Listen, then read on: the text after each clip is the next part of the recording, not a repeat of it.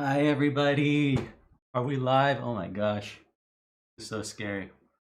Hey, everyone. Thanks for joining. I'm David, and tonight we're going to review some of your resumes. Been really looking forward to this all week. It's going to be a lot of fun. And I hope we all learn from each other. And the goal, honestly, is for us to all get our dream jobs. So, best of luck to everyone. Let's have some fun here. And thanks for coming. All right. Here's how this is gonna work. I want to make sure to do as many resumes from people who are live as possible. So from time to time, I'll ask some questions in the chat, and then whoever gets the answers right, it won't be tough questions. It'll just be like, if you're a new grad, or if you're unemployed, or whatever. Then I'll try to pick out your resumes, and I'll try to make sure we get some good representation from everyone. So if you remember when you filled out the resume form, there was a code name you had to put in. Try to remember your code name because I'm going to use that code name to look up your resume. Then I'll pop it up on the screen for everyone to see. Yeah? All right. Hey, first a disclaimer. This is very important. For all the lawyers and HR folks, um, everything I say here, all the tips, it's all my own advice. It's not representative of the company or any company I've worked for. I really, really don't want to get fired for this. So yeah, lawyers and HR people, it's all clean stuff here. All right, sweet. Okay, first question. So answer this question, and next by your answer, put your code name as well, so I could find your resume pretty quickly. And this one, let's do a quick one. What is the Google stock price as of right now? Tell me the stock price, then put in your code name, and let's see. I think there's probably going to be a little bit of lag between me and talking and seeing everything go on. So while that's going on, I'll share with you. Got a few drinks tonight. We have Proper 12 whiskey, some really cheap whiskey, and if I review a resume and it's not the best resume, I'll probably drink some of this stuff. Or then I also have some sweet stuff, some apple cider. It's a nice resume. I think I'll drink some of this. So this is a lot less alcoholic than the whiskey. So let's hope we get a lot of good resumes. Yeah. And if you have a bad resume, that's fine, right? We're all here to learn, because we all here just want to get our dream jobs. All right, I see a ton of answers. The answer, and don't worry, you'll get many chances to join. 1575, 1575. Please, Google stock price, please keep going up. And the first one I see is Tina in Tech. Congratulations. All right, so here's what I'm gonna do. I just flipped my screen over, and here we have all the resumes that came in. We got in a little over 200 of them, and we're definitely not going to be able to go through all those, but I'll try to get through as many as we can. Let's see. I'll try to go quickly, but feel free to ask questions while I'm going through it. All right, so Latina and Tech. And by the way, if you're wondering why some of these are highlighted in blue, I'm going to teach you a very important lesson that someone taught me one day. The most powerful thing you can do when you need something from someone is flattery. Like, flattery is like the most powerful thing. So some of these were quite flattering. So you know, I highlighted them in case I want to go into them. All right, Latina and Tech. So I'm gonna go open this up. I'll also post a link.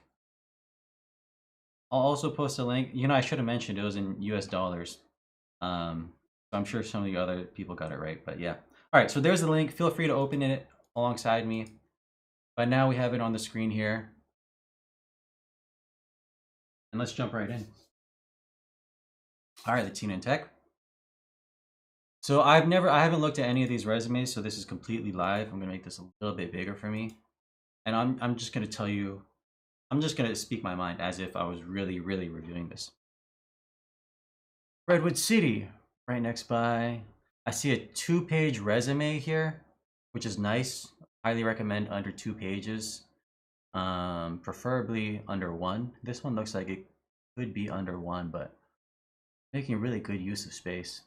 Anyways, the first thing I see is like it jumps right into professional experience, which is kind of odd because I don't get a sense of the high level qualities of this person, but it's not necessarily bad. I also like looking at like how many years they stay in each job because that sometimes tells a lot. While I'm reading this, I like to see the overall section. So we have experience, volunteer and project work. This is always good to see. Always good to see people taking time outside of what they normally do to learn or improve the world. That's always good. And education. Right off the bat, education, I sometimes don't recommend putting what year you got it in because then people can see your age. And that can work for or against you, but a lot of times it works against you. So I would take it off. Like this, like if I saw this, I would think, okay, this is someone probably on the younger side, and that might hurt your resume. So take that off if you can. Certification technology, this is really important. See, oh, right here. So this is a Salesforce specific resume I'm taking. Platform Dev 1, that's quite a big accomplishment. And for it to be at the very end of the resume means people most likely won't see it. So I'd pop it up top. All right. All right, I'm going to keep going through this. And if you guys have questions while I'm going through this, pop it in the chat, by the way. My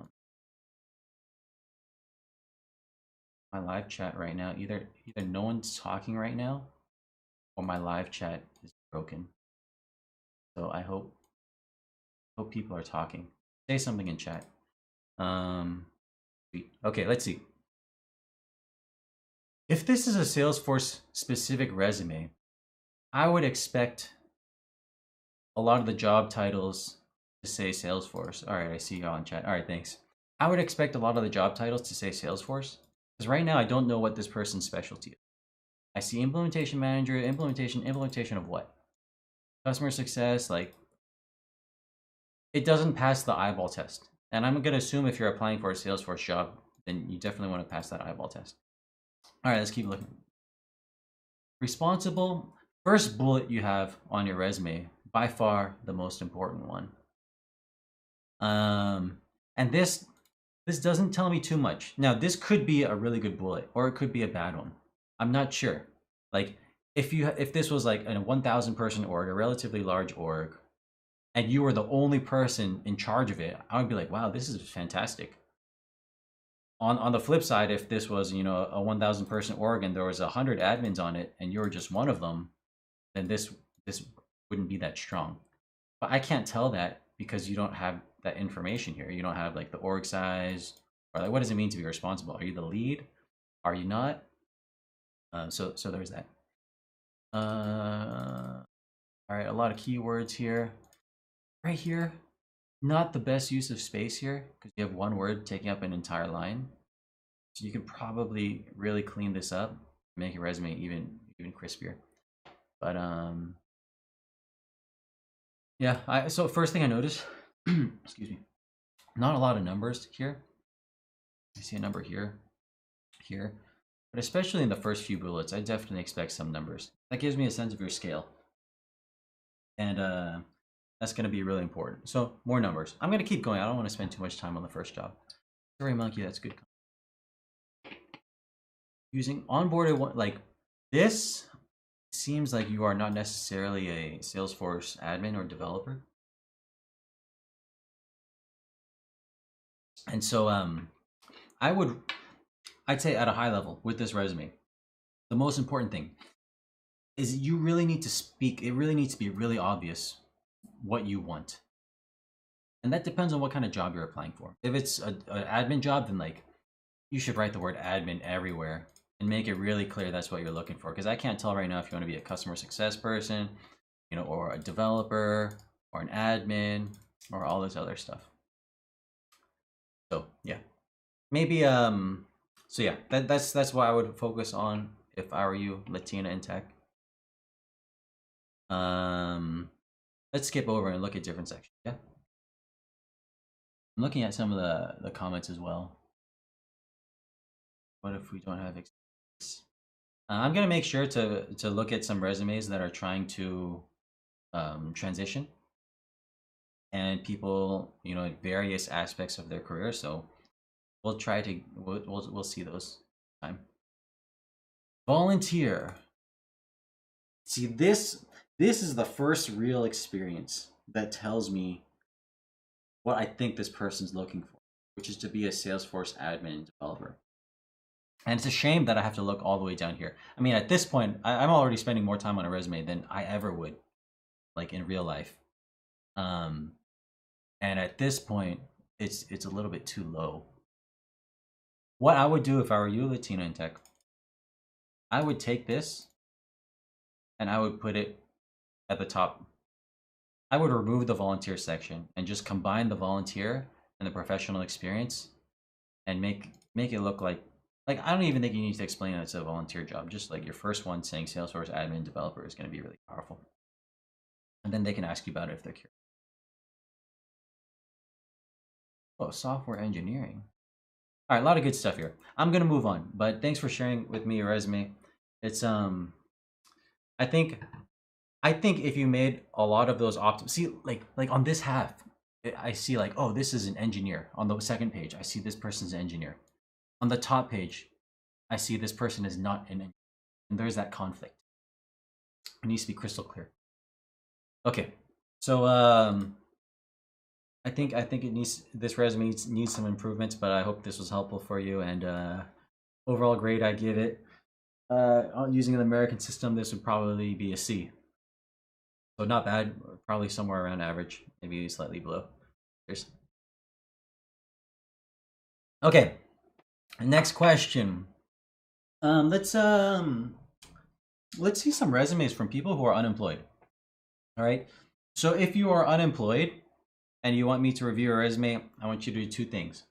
One, guess a number between 1 and 30, and two, write in your code name on the same line. Guess a number between 1 and 30, and then write your code name. And then I'll find your resume from there. While you're doing that, I'm going to answer some questions. Quite a few unemployed people.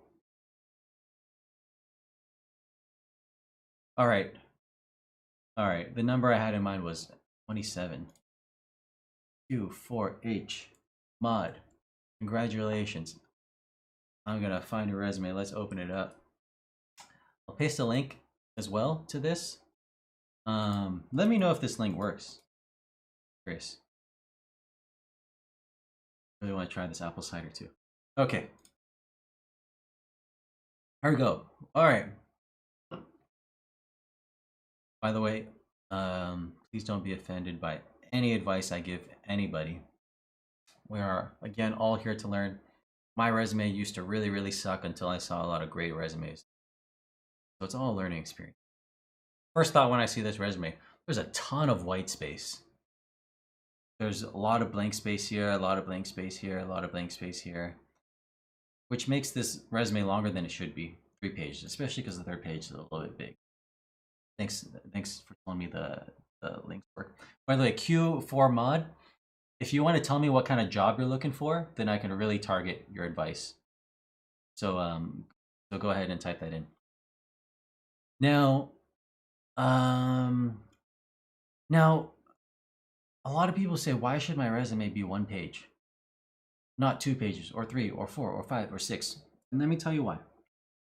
It's because when you're at work and you get emails from people and they write you an essay in the email, like nobody likes that. Like you just want a really crisp email that gets to the point, and then if you want to get more information, you know, it gives you a way to find that information. When you see people with long resumes, it implies that you are unable to communicate your goals, or just you are unable to communicate important things in really clear ways. So if you are able to filter it down to 1 page with just the most important stuff, then that's an indicator that you are a good communicator, which of course is important for every job. Okay, so Q4 Mod said this person is looking for an admin job. It's good. 2-time certified admin, junior Apex developer. Nice. Summaries. Capable. Apex rad woman. Nice. Okay, so I'm getting the thought that this person is probably some hybrid developer. Looking at this experience, so the formatting on this is a little bit hard for me to read. There's not a lot of bullet points. Like it doesn't seem to follow any real specific format. So I would make sure like company name, job title, and then time spent there. First bullet has to be your strongest bullet. First thing I read, you want it to be the strongest thing. User story testing is not there. Now, user story testing could be a good thing, it could be a bad thing. Like, did you test 1,000 user stories? Or did you test 5 user stories? Like, did you run the user stories? Did you make them yourself? Or did you just test it? I'm not getting the sense of this. And because it's not specific, I have to assume the worst, this scenario, which is, not much good stuff happening here. So there's that. I'm going to skip to another bullet. Workflow, process builder. Now, it's a good idea to have these kind of words in your resume, especially if the job description has these words in your in it, because you want your resume to look like the job description. You want it to think, wow, this person is perfect for the job because everything we're looking for is on their resume. So I will make a completely different resume for each company I'm applying to. And that sounds crazy and it takes a lot of time, but at the end of the day, it maximizes your chances. So I would recommend that here. I'm going to keep going here. Salesforce Administrator, nonprofit. So 1 year here. I don't think you need to mention nonprofit, by the way. I feel like it somewhat discounts your work. If you want to mention that you're an expert at nonprofit, then I would put it somewhere in a bullet, but I wouldn't necessarily put it up here because that would discount yourself.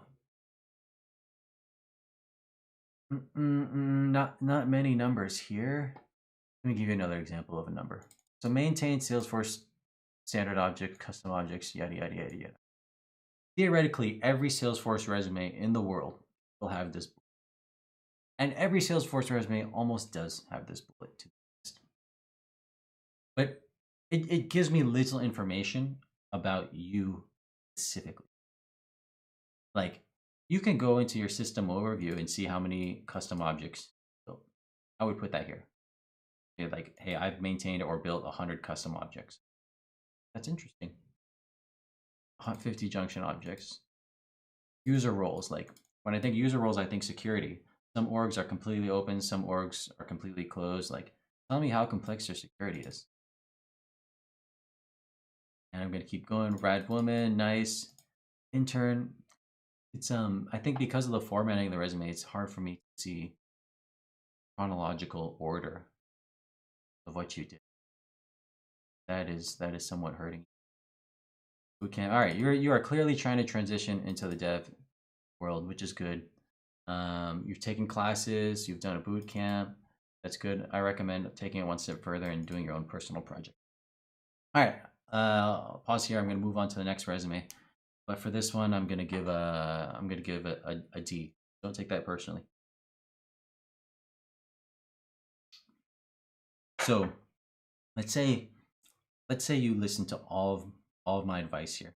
This resume would go probably from a D to maybe a B, I'd say. And with that alone, it would probably 5x your chances getting an interview.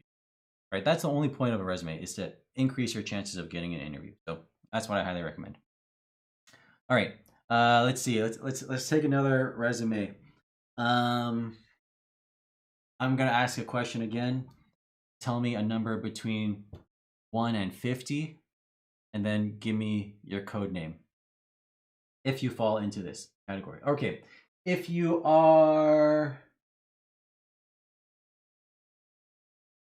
been recently dumped.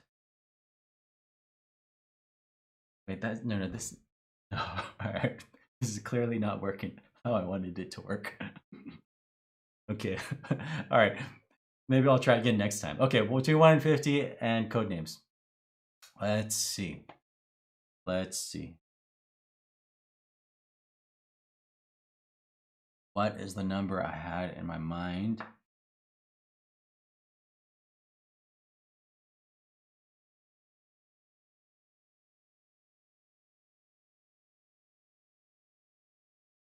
Huh. Really, no one's gotten the number yet.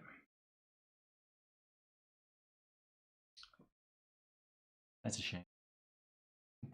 140. Between 1 and 50. Okay, I'm going to choose just the closest one to it.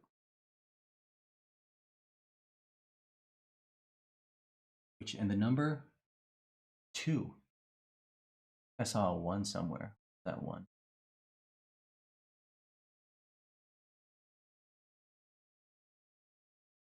There it is. Here we go. Rajanya. Rajanya. All right, let's take a look at here. All right, here we go. By the way, how long am I going to review resumes? I have no idea. Get bored. All right, here we go. Link is in there. And let's take a look at this. First thoughts, overall formatting. There's some color, which makes this visually appealing.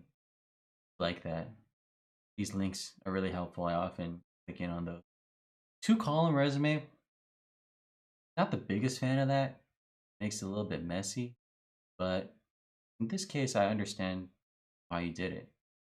And so what I'm going to look at about me, all right, work experience, skill sets. I almost always ignore skills because everyone just writes everything.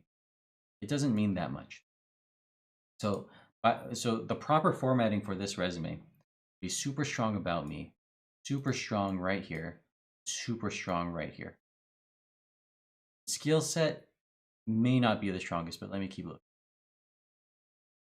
Okay, you've done a lot of training. That's very nice. These are pretty good. Trailhead Ranger. 6 super badges. Pretty good. Certifications. Okay, so there's another Salesforce specific resume. 2 certifications is really not enough these days, by the way. You got to go at least 5. So yeah. By the way, Rajanya, tell me what job you're looking for, and I can help tailor this advice for you. Say it in the chat if you can.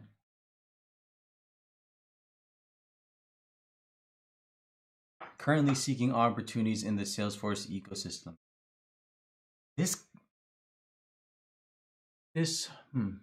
Okay, no, that's fine.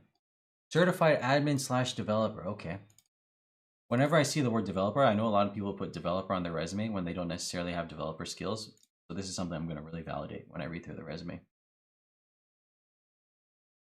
I would, in the about me, I would generally stay away from saying things that are not objective. Like willingness to learn. I bet you are willing to learn, but I cannot, but I can't really trust that because everyone's going to write something like that.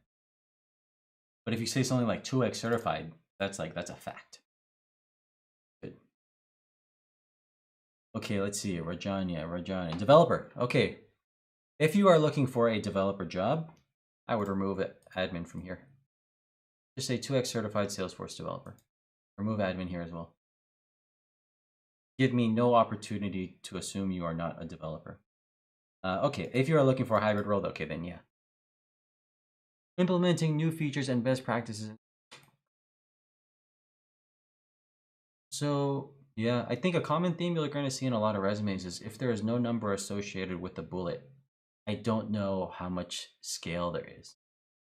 Like, all right, you have NPSP org. Tell me about this org. How many users do you have? How many donations are you getting? Like, is this a big thing or is it a small thing?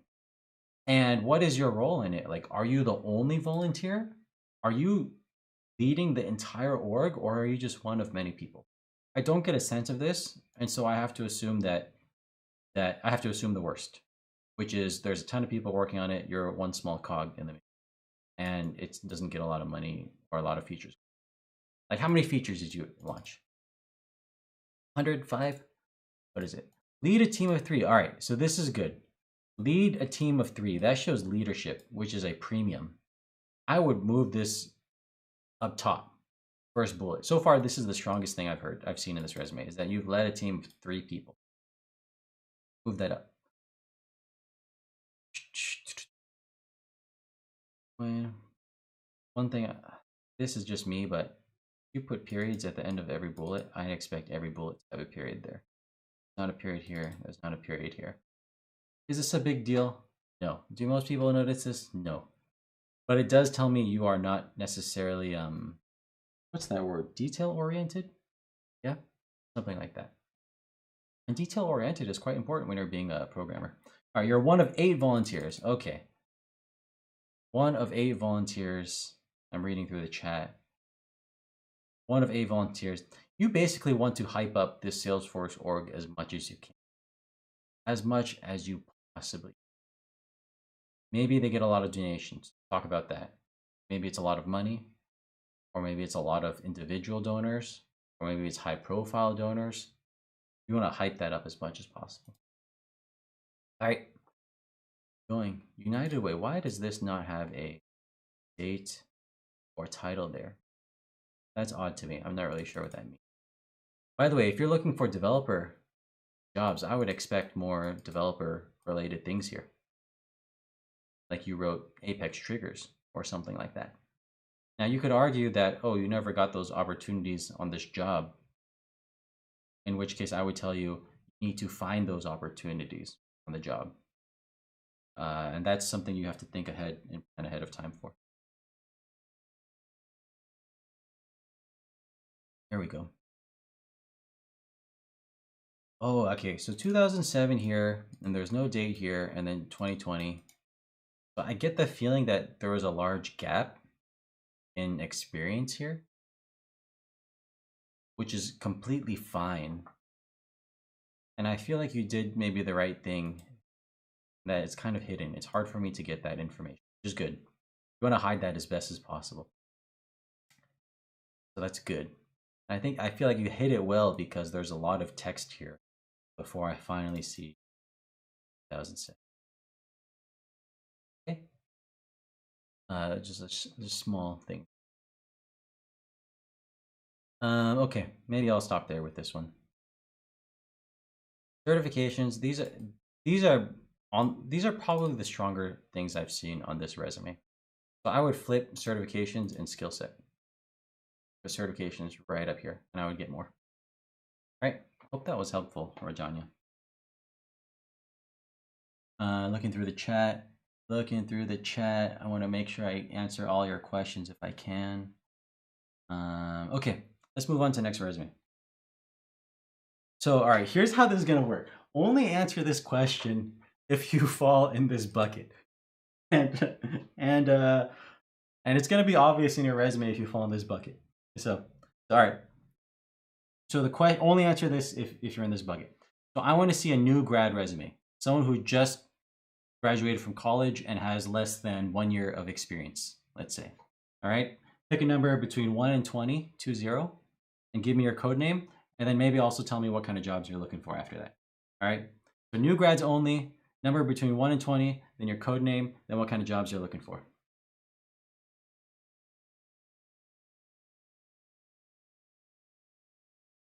I forget. So a grade for the former resume that we're looking at. That would probably be a C.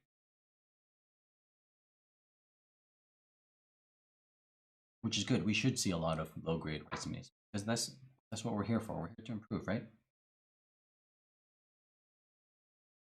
Okay. All right, Peter Parker. Peter Parker, you are up. Not gonna say the obvious here, Peter Parker. All right, Peter Parker, developer. Peter. Oh, look at this. Peter Parker. See, yours was already highlighted in blue. You've been following my blog and saying very nice things. Thank you, Peter. Courtney, what's your question? How much should you expect to make in a hybrid Salesforce admin dev? Since you're doing two, shouldn't you be paid? Yeah, for sure. The moment you have, so how much should you get paid if you have at least, if you're a hybrid Salesforce admin dev? Well, the more dev you have, the more you'll get paid. Let's say you're like 60-40, 40 being the dev side. I would generally expect that to pay for a mid-level person around 100K. That's in the US, $100,000 salary. All right. So there we go. Bam. Oh, you went all in, Peter Parker. Queens, Stark Industries. I like that. Well done, sir. All right, certifications and skills. Smart move here. But I'm assuming this is your strongest point. So you're putting it up here. Smart one. Platform Dev 1. Much more valuable than Salesforce Admin. So I would put Platform Dev 1 as bullet number 1. Salesforce Admin, bullet number 2. Doesn't matter what order you got them in. The first bullet everywhere has to be the absolute strongest. Okay, and get more certs. Well, this is a new grad, right? I can't expect too much. All right. Oh, 1-page resume. Very nice. Very nice. I'm gonna go on the bottom first. I like to see all the things. So certification, work experience, awards, and education. I have a master's degree. Computer science. I would also remove the years here, because then I could read. I wouldn't know. I could potentially read this and assume you're not entry level. But if you put the years here, 2020, then I know you're entry level. And so you don't want to make that obvious. Now, this award section is fantastic. Amazon India? You were in India? This award section, fantastic. I'm just surprised you're in India because this is NYU in Chicago. But like, anytime you have an award section with legit awards, like pop that up to the top. Right up to the top. And see, I like what you did here. You won Employee of the Month twice, 2 months in a row. Now, you could have just said this in one line and said 2-time winner. But instead, you made 2 lines for it. Which, to someone who's only spending a few seconds on your resume, that makes me think you won twice as many awards. So very smart. Very well done there. Those are tips that everyone should adopt. Leaderboard, top 5. This is also very good. See, top 5 performer. If you're top 5 out of 6 people, I'm not impressed. But top 5, you put 170 there, which is very important. So I'm reading this, and I'm like, this kid dominated Amazon India. However, if I only spend 5 seconds on your resume, I might just see, oh, Salesforce Admin. This, and this, which may be strong. You want me to see this in the first 5 seconds. So move this to the top. Move that to the top. That is very good. Okay. Take university. All right. I'm gonna keep going. Work experience. Salesforce developer intern. Now, I'm thinking about this one. So I'm gonna be very honest. Sometimes on my resumes, I change my job title, not to what it says on like my tax forms, but to what is maybe really representative of what I did there. This might cross the line, but you could consider taking out intern.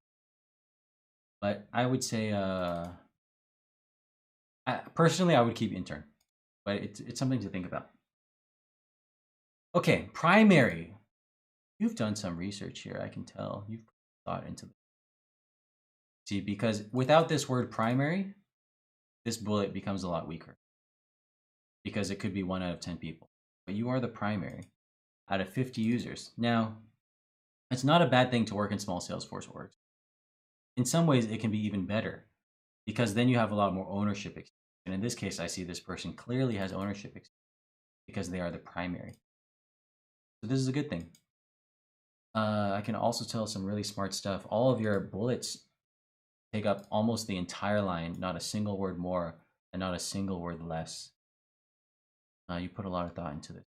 Very nice. Salvage a mishandled Salesforce implementation by creating a highly customized org. That's good to know. There's a lot of messy Salesforce implementations out there. Normally, I would say you should include a number here, but this might be sufficient. Dark shell data, transfer data. This, I'm wondering if you did this through code or not. By creating a .NET application. Okay. Pretty good. You could put some numbers here, like how much data goes through on a daily basis or something like that. That's not bad. All right. At this point in the experience, I'm like, okay, this person has pretty good stuff. I'm thinking pretty highly. Visualforce. Lightning Web. So Lightning Web components are super hot. Everyone's looking for Lightning Web components experience. So this is something I would highlight. The way this is read, I see Visualforce first, which. Okay, I'm gonna keep going. Amazon India. Okay, Amazon India. This is where you killed things, apparently. So I'm gonna read this. IS defect detection. Okay, this is not related. I see. Yes, because you were the sole professional Salesforce pro in the org, yes, you should drop the intern. That is enough justification. Okay, so I'm guessing because your experience at Amazon was not Salesforce specific, you are hesitant to put these awards up top. Because you don't want to, I don't know, you don't want to make people think you're not looking for Salesforce job. However, the way these awards are written, you can be the most efficient Salesforce developer. You could. And I'm assuming if you're applying for a Salesforce developer job that this is developer related. So I would still put that up top. But glad you thought about that, Peter. Trained and mentored 40 new. This is really big. This is really big. So for a new grad, I would not expect this level of leadership. So this is really good. You did really good things at Amazon. In fact, I'm almost sad. It seems like you did amazing things at Amazon, and I'm almost sad I don't see as great. You still have great experience here at Stark or whatever company this is, but it's not immediately clear to me.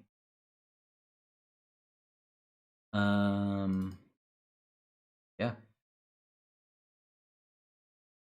So my recommendations for you, Peter. You have the background, the computer science, and all the training, and all the success. You have the background to definitely get a solid Salesforce developer position. To really solidify this resume, aside from moving your awards up top and that, I would get Platform Dev 2. Then you have like, all right, this person has Platform Dev 2. They're a new grad with a master's and a bachelor's in computer science, and they're looking for a Salesforce developer job. That clicks all the buttons for someone who has a strong foundation to learn coding. This is a good resume. This one's going to be an A. I still think it can improve, but given that it's a new grad resume, I expect a lot of mistakes on it. But this is one of the strongest new grad resumes. Very nice. Now I'm going to try this for the first time then. Sweet. Okay, I'm going to read a few more things, a few more questions. I recommend emboldening specific words like this. That can be helpful, yeah. Just don't overdo it.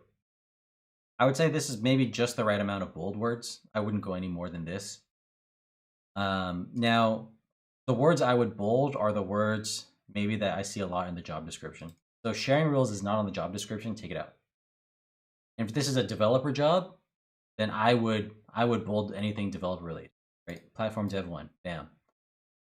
Maybe some of these languages. Salesforce developer, certainly. Like this, bulk APIs, yes. I might take out some of the non-developer stuff. That's it. Sweet. Okay, let's do another one. What should we do here? This one I'm going to give everyone an equal chance to get. So tell me, what is the best movie ever made? And then tell me your code name and what kind of jobs you're looking for. Best movie ever made, your code name, and what kind of job you're looking for. Yeah. Apocalypse Now, Die Hard, Godfather. Oh,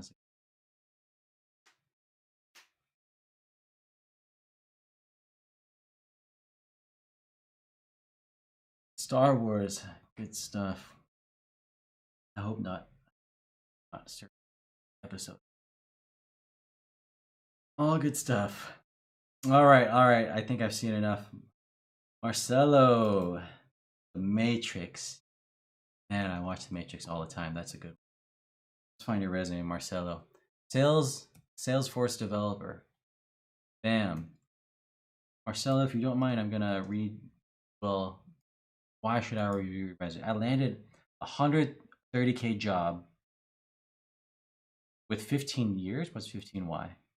I'm trying to gauge. By the way, I'm 16 now. You're 16 years old with a 130K job.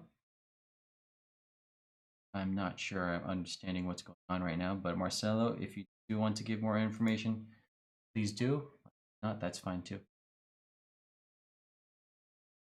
Okay. Well, to be honest, when I look at this resume, I think this person does not have a lot of experience because there is so much white space here. And it's so hard for me to tell what's going on here. Work experience. IT. What's IT? There I took care. This is a quote? Why is this a quote? Something someone said about you? You got a GitHub? I'm gonna click on the GitHub. Ooh, GitHub doesn't work, but I'm gonna assume it's because you didn't want to put your real name. So that's understandable. But it's nice that you have a GitHub. Stellar, that's another good move. 2 email addresses? I'm gonna be honest. When I look at this, there's a lot of small things here that aren't quite clicking with me. Which at this point I would have already thrown away the resume already. Like, why are there 2 email addresses? What's going on here? Why are there so many different? I guess it's okay to have different GitHubs.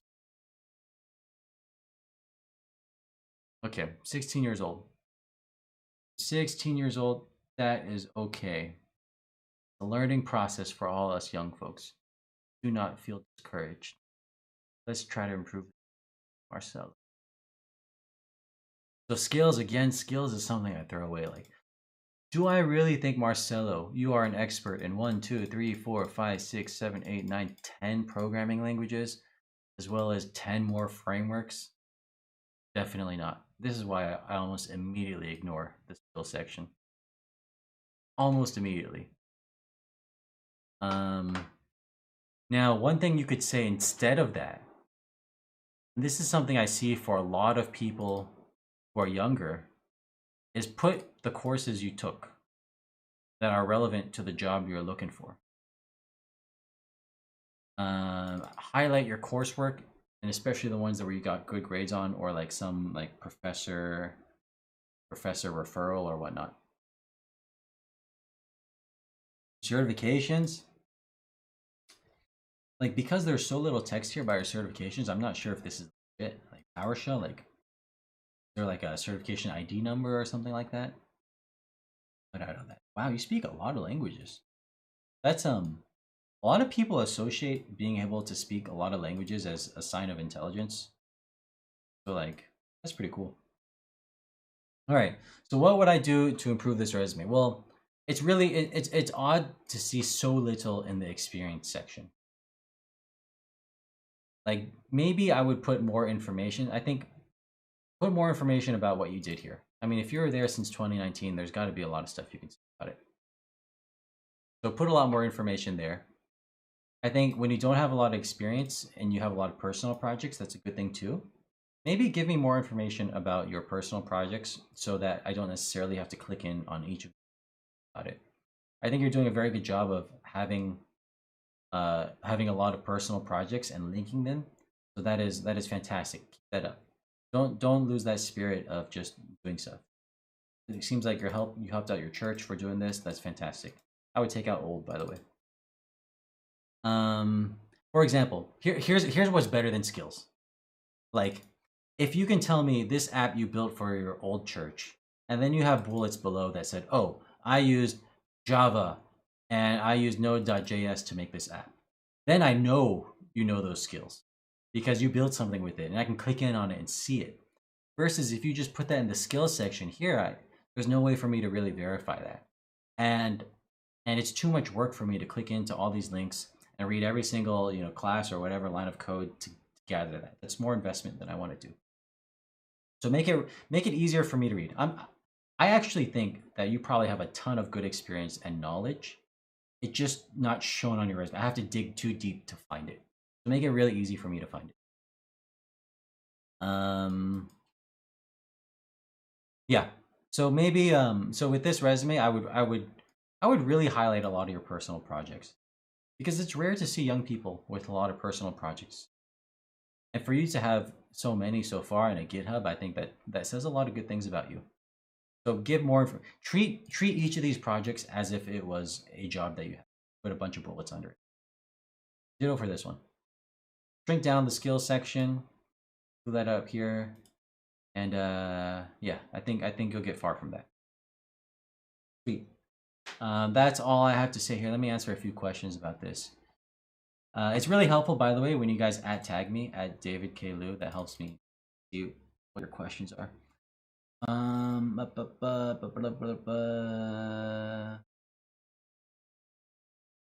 I've had this question for so long. If you are a Salesforce admin and a business analyst, how do you put in a resume?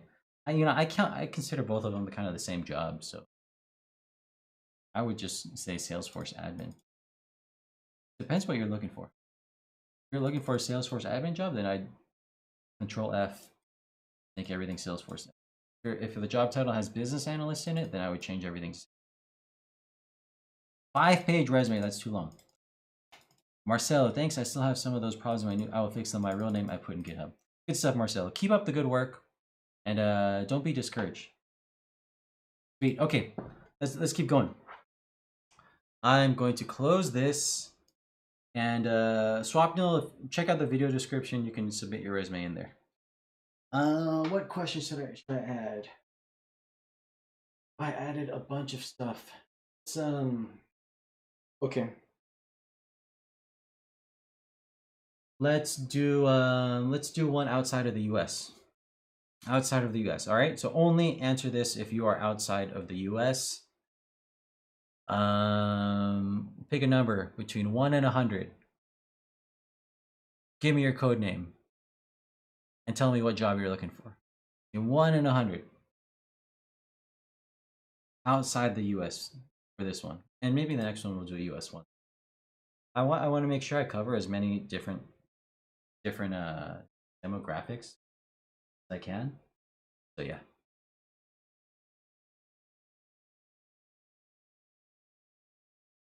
All right. Please give advice from someone transitioning from Salesforce to a different one. Okay, maybe the next one we'll do people transitioning.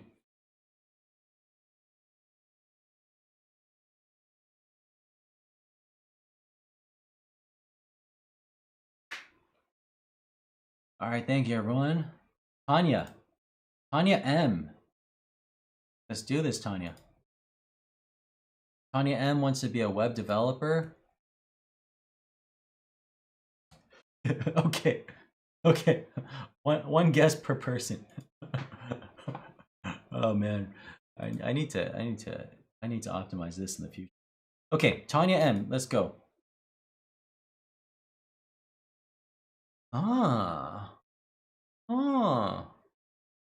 So this person wants to be a web developer.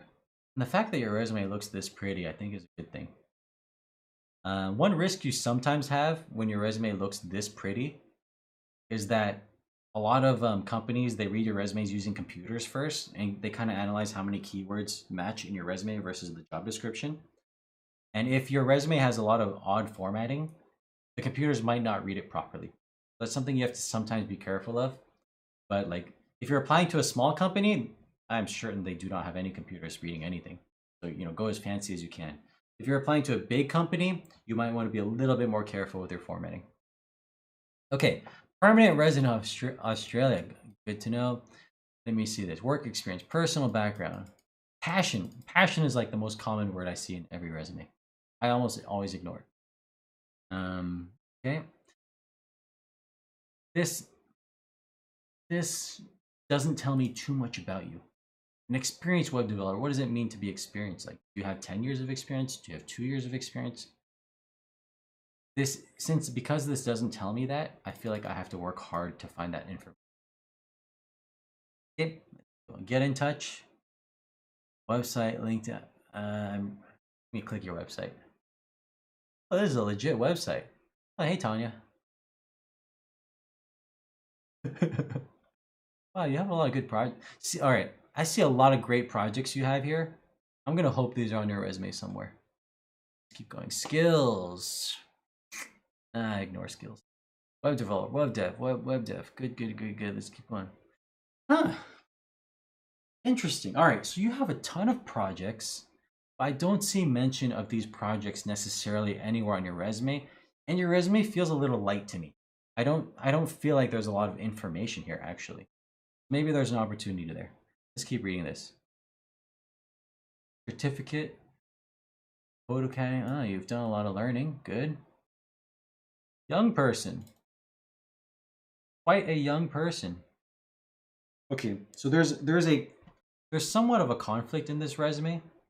I feel like when I see experienced web dev here, and then down here I see like you got out of school relatively recently. That's like, that's odd to me. Now, if you did not have these years here, then I would not know how old you are. Then I would be like, oh, person probably has a ton of experience. Maybe it'd be better to take off these years. Ukraine. Very nice. References, this section, I think it's assumed on every resume, so maybe it's better to take it out. All right, so it looks like the bulk of your content is right here on this right side. Let me read through this. Creating a website that meet client requirements for a range of KPIs. Your first bullet has to be the best bullet. Now, it's hard for me to get that from here again because you need numbers. How many clients? How many KPIs? What kind of KPIs? Like, how did you meet these KPIs? KPIs stands for key performance indicators. It's just like some numeric goals that you usually go for. So like, I want more information there, and I want to get that information without having to talk to you in person. Identifying user experience pain points and providing quality solutions. See, anyone can write this on their resume, but very few people would do a good job, like are maybe experts in this scenario. So I'm curious, like, what makes you better at identifying user experience pain points than someone else? How is your methodology better than any random person doing this off the street?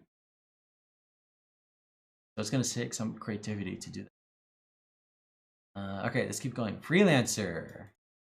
So if you're a freelancer, it would be nice to see the various, maybe here is where your project work goes. And you don't need to say who your clients are. You just say a high level name of your project and then with some more information. Very few numbers here in the resume. In fact, I don't think there's a single bullet here with any number. I would say 50% of your bullets need some sort of number in it. So make sure to add more numbers. Creating business plan, arranging appointments, communication with customers. Like, do you communicate with customers once a week? Do you communicate daily? Do you communicate every hour? Ensuring expectations are met. Like, how do I know your expectations are met? Like, do you send out a CSAT survey at the end? Do you have high reviews? Like, quantify that. More information regarding my work can be found at Tanya M. So that's good. Most people will never read this bullet because it's too far hidden. It's the last bullet on a section that's already not the first section. So most people will not see this. So yeah, you have to be careful with that. I think once people do go to your website, they'll get a much better sense of what you do. However, you need to really, really highlight your website if you want people to go to it. Like maybe up here, put a link to your website with just like one sentence about it. Okay. I think that's all I have to say about this one. I think this resume I think has a lot of potential. Maybe the biggest thing is you need more numbers, and you need to really highlight your project work. All right. Hope that's helpful, Tanya. All right, sweet. Okay. Few questions. How do you put learning? How would you put learning through non-college level courses? I would put that in education. So I think, yeah, there's an education here. Put that learning in here. How do you put the courses that you have on your resume? If you took courses outside of college, how do you put on your resume? I'd put it again, education. Have you considered doing an online example of a job interview?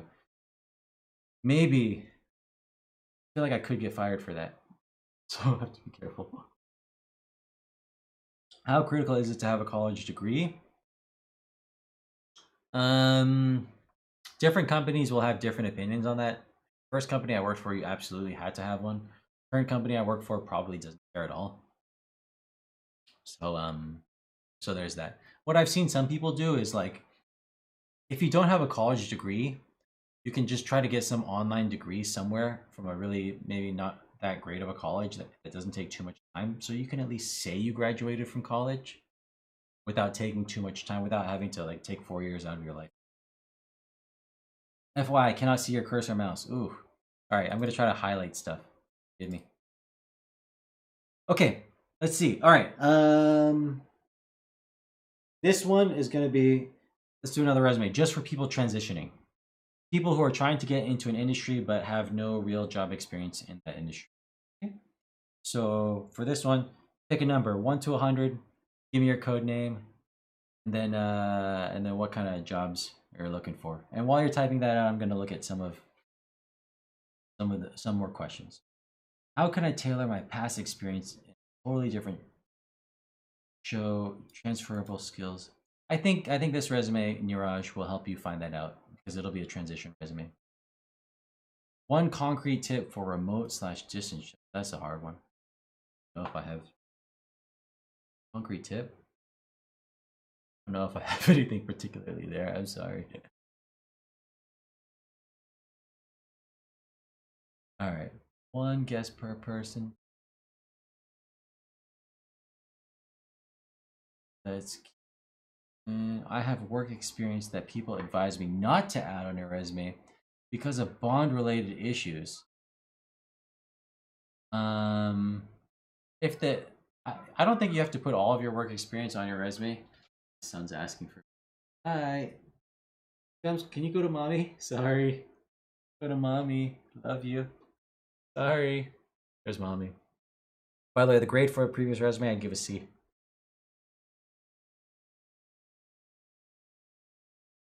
And that could become a B or higher with some of the optimizations. Okay. I don't think you need to put all of your experience on a resume. If it's sensitive for whatever reason, you can just change the name of the company or be really vague about it so that it's no longer sensitive if you want that experience to show up. Cute. Oh, my son's cute. My son, yeah. Good. All right, let's see. Maybe 100. Too big of a number. This one's the closest. Miss Marvel. Courtney Cohen. Salesforce Admin / business analyst. Oh, this is going to be a good one. Because what is the difference between a Salesforce admin and business? Who knows? I'm a junior Salesforce admin who wants to transition to a developer role. Eventually wants to become CTA. Okay, perfect. I see a lot of questions come in. I'll try to answer those as well, but let's focus on this. Courtney Cohen, Georgia. First thoughts. So much wasted space here. So much wasted space on this resume. Which is dangerous. This resume could easily be 1 page. You can't see my mouse, but like all this stuff on the left, all this white space on the right, this would easily be 1 page, which would look really great in 1 page. So I would optimize your formatting here. Okay, trailhead link. I'm going to click this trailhead link. I'm curious. I'm not going to log in. Never mind. So one reason why I like to click the trailhead link is I want to see how many certs you have, certifications. And I'm going to assume you do have certifications because it's rare to see no certifications. And if you do have certifications, I would expect to see that somewhere up top. Skills. Now these skills,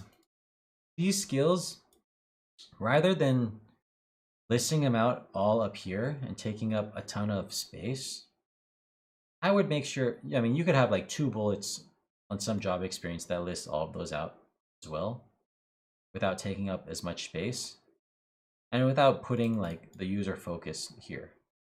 Because I read this and I see, okay, user focus is managing user. This is like the first bullet I read. It's got to be your strongest bullet. The first few. But this doesn't tell me too much. So you have to be careful there. Okay, junior Salesforce admin. Actually, you know, I want to look at the sections first. So we have experience. It's 2014. So this person has a decent amount of experience. R1 Salesforce cert. Congrats, you got this one pretty recently. Congrats on getting that one, Courtney. Keep going, keep getting more. Okay, so this person wants to transition into the Salesforce industry. This person was a customer service rep, customer service lead, and then you got your first Salesforce admin position right in the beginning of COVID. Very nice. Project lead. This is actually, Courtney, a fantastic bullet. But especially if the company you're looking for is using Lightning or is trying to make that transition themselves. The fact that you led this transition, that's very good. I would be curious, how many people did you transition to Lightning? Was it 5 people or 500? If it's a small number, maybe don't put it here. If it's a big number, put it here. I like this, 150 reports and dashboards. See, there you go. Bam, we got numbers here. Very, very nice. Administrator for Jira, Service Desk, and Confluence. This is risky to put this high up in your resume.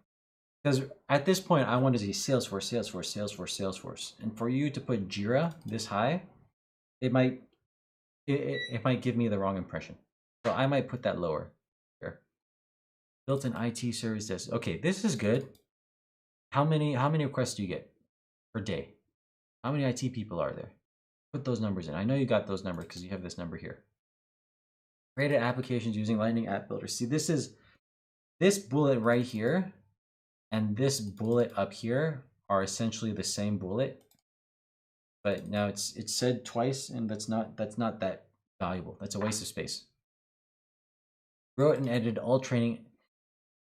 So actually, you have really good experience, Courtney. Like, I see not only do you have technical experience in Salesforce building stuff, you have a leadership experience here. You're building things from scratch here, and you're doing training, which tells to me that you have a variety of skills. So this is very good so far. I'm actually pretty impressed so far. They restructured our profiles to create a simpler and more aligned security system. More aligned? I think the word aligned might be weak here. Like, security is such a hot topic these days that like making something more secure is a pretty big deal. I think companies are pretty careful about that. So if you somehow made this sound more like you were an expert in security, like in a highly secure security system, for example, I think this would be a lot stronger. Okay, so this is like your first real Salesforce experience. In here, this is non-Salesforce experience. So one question that came up earlier is, how do you get your non-Salesforce experience to help you? Oops, I accidentally. Okay, I think I accidentally edited this resume. I'm sorry. But how do you get your non-Salesforce experience to help you on the Salesforce side? I think if you mentioned here, I'm going to assume these companies use Salesforce. And if they did, that would be really nice. Because then on your resume, you can make it super clear up top that you have not only been an end user of Salesforce, but you have also been an admin. And that tells me that you have experience on both sides, Very, very few people can say Courtney. So if that is the case for you, then make that super clear. Throw in the word Salesforce as much as possible on your non-Salesforce experience, and get more certs. The cert that this resume is begging for is Service Cloud, because you have so much service experience. You want to get into a Salesforce industry, you got to get Service Cloud, because then your profile becomes crystal clear. X customer service agent turned Service Cloud Salesforce admin expert. That's the message you want to get across here. And then anytime you apply for Service Cloud positions, you just want to nail that, make it crystal super crystal clear. I think if you did all that, you have a super high chance, Courtney, getting a nice Salesforce admin job. And so there, I feel like to me, even though you don't have a lot of Salesforce experience here, Courtney, you have this resume has a lot of potential. Like, I can see you I see a very clear path for you to breaking in solidly into the Salesforce industry. Okay, I'm checking out the comments, seeing if there's anything you said. What's your definition of a small? No, we have over 100 users. Wow. So if you have over 100 users, that's pretty big, and 800 custom objects. The fact that you transitioned 100 users and 800 custom objects to Lightning is huge. That is huge. You got to put that here. Scale. That's fantastic. Pop that in here. Get that in here as fast as you can. So yeah, super huge potential here, Courtney. I think as this resume is written right now, it's probably a D, maybe a C. But this could easily become a high B while changing nothing about your personal experience, just reformatting your resume and updating the bullets. This would go from a D to a B with no other changes. That's the power of your resume. So hopefully these tips came out clear too, Courtney. 4 more certs and learning to code. Nice. Got a good head on top. You've got a good head on you. I can tell that for sure. Okay, let's move on to another one. How are we going to do this? By the way, I'm going to make sure my kid gets extra attention. So yeah, not an absent father. All right. I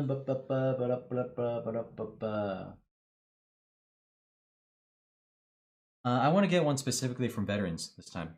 Only veterans. Only veterans or family members of veterans. Okay? Because one reason is VetForce is sending me a t-shirt. And I really appreciate that. So thank you. Also, always a big fan of veterans. Okay, if you are a veteran or you have a loved one who's a veteran, give me a number between 1 and 10. Give me your code name and then give me the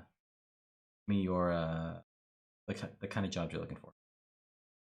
1 to 10. Give me your code name and then give me what kind of job you're looking for. I appreciate everyone's honesty, by the way. I know, I imagine so many of you really, really want to get your resumes reviewed. So it's not easy for sure. Let's see this. Let's see. Huh. Surprisingly large amount of veteran. Okay. Blanche. Give me if I said it properly. Blanche, codename Peanut.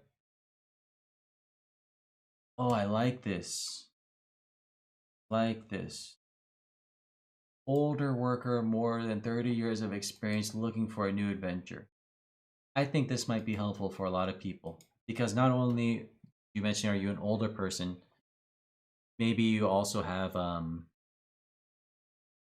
you're also transitioning, it sounds like. This seems to be a theme that comes up.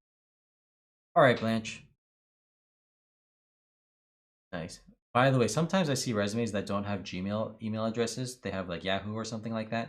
You gotta have a Gmail address. And I'm not being biased here. You gotta have a Gmail address.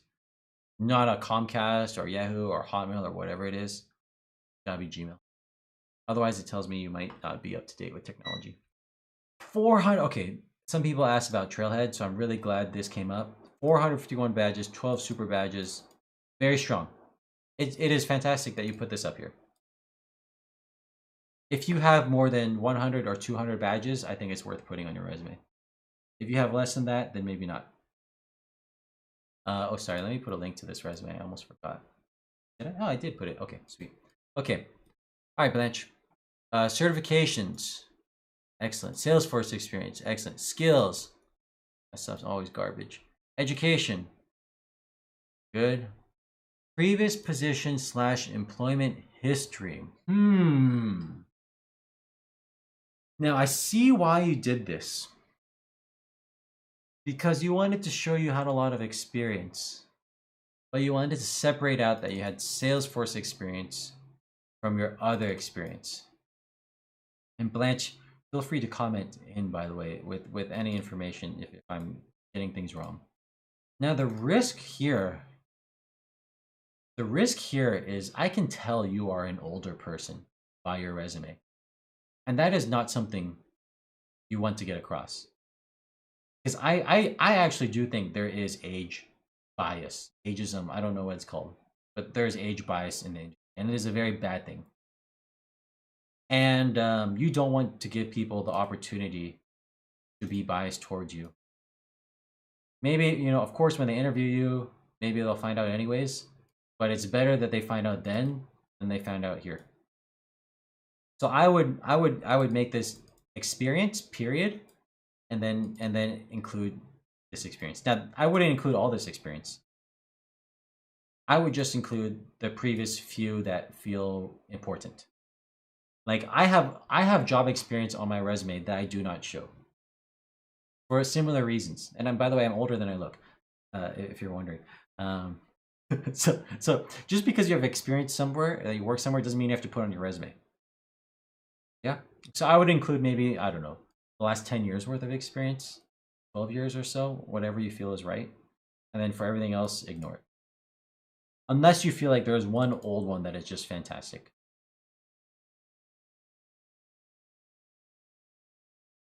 Okay.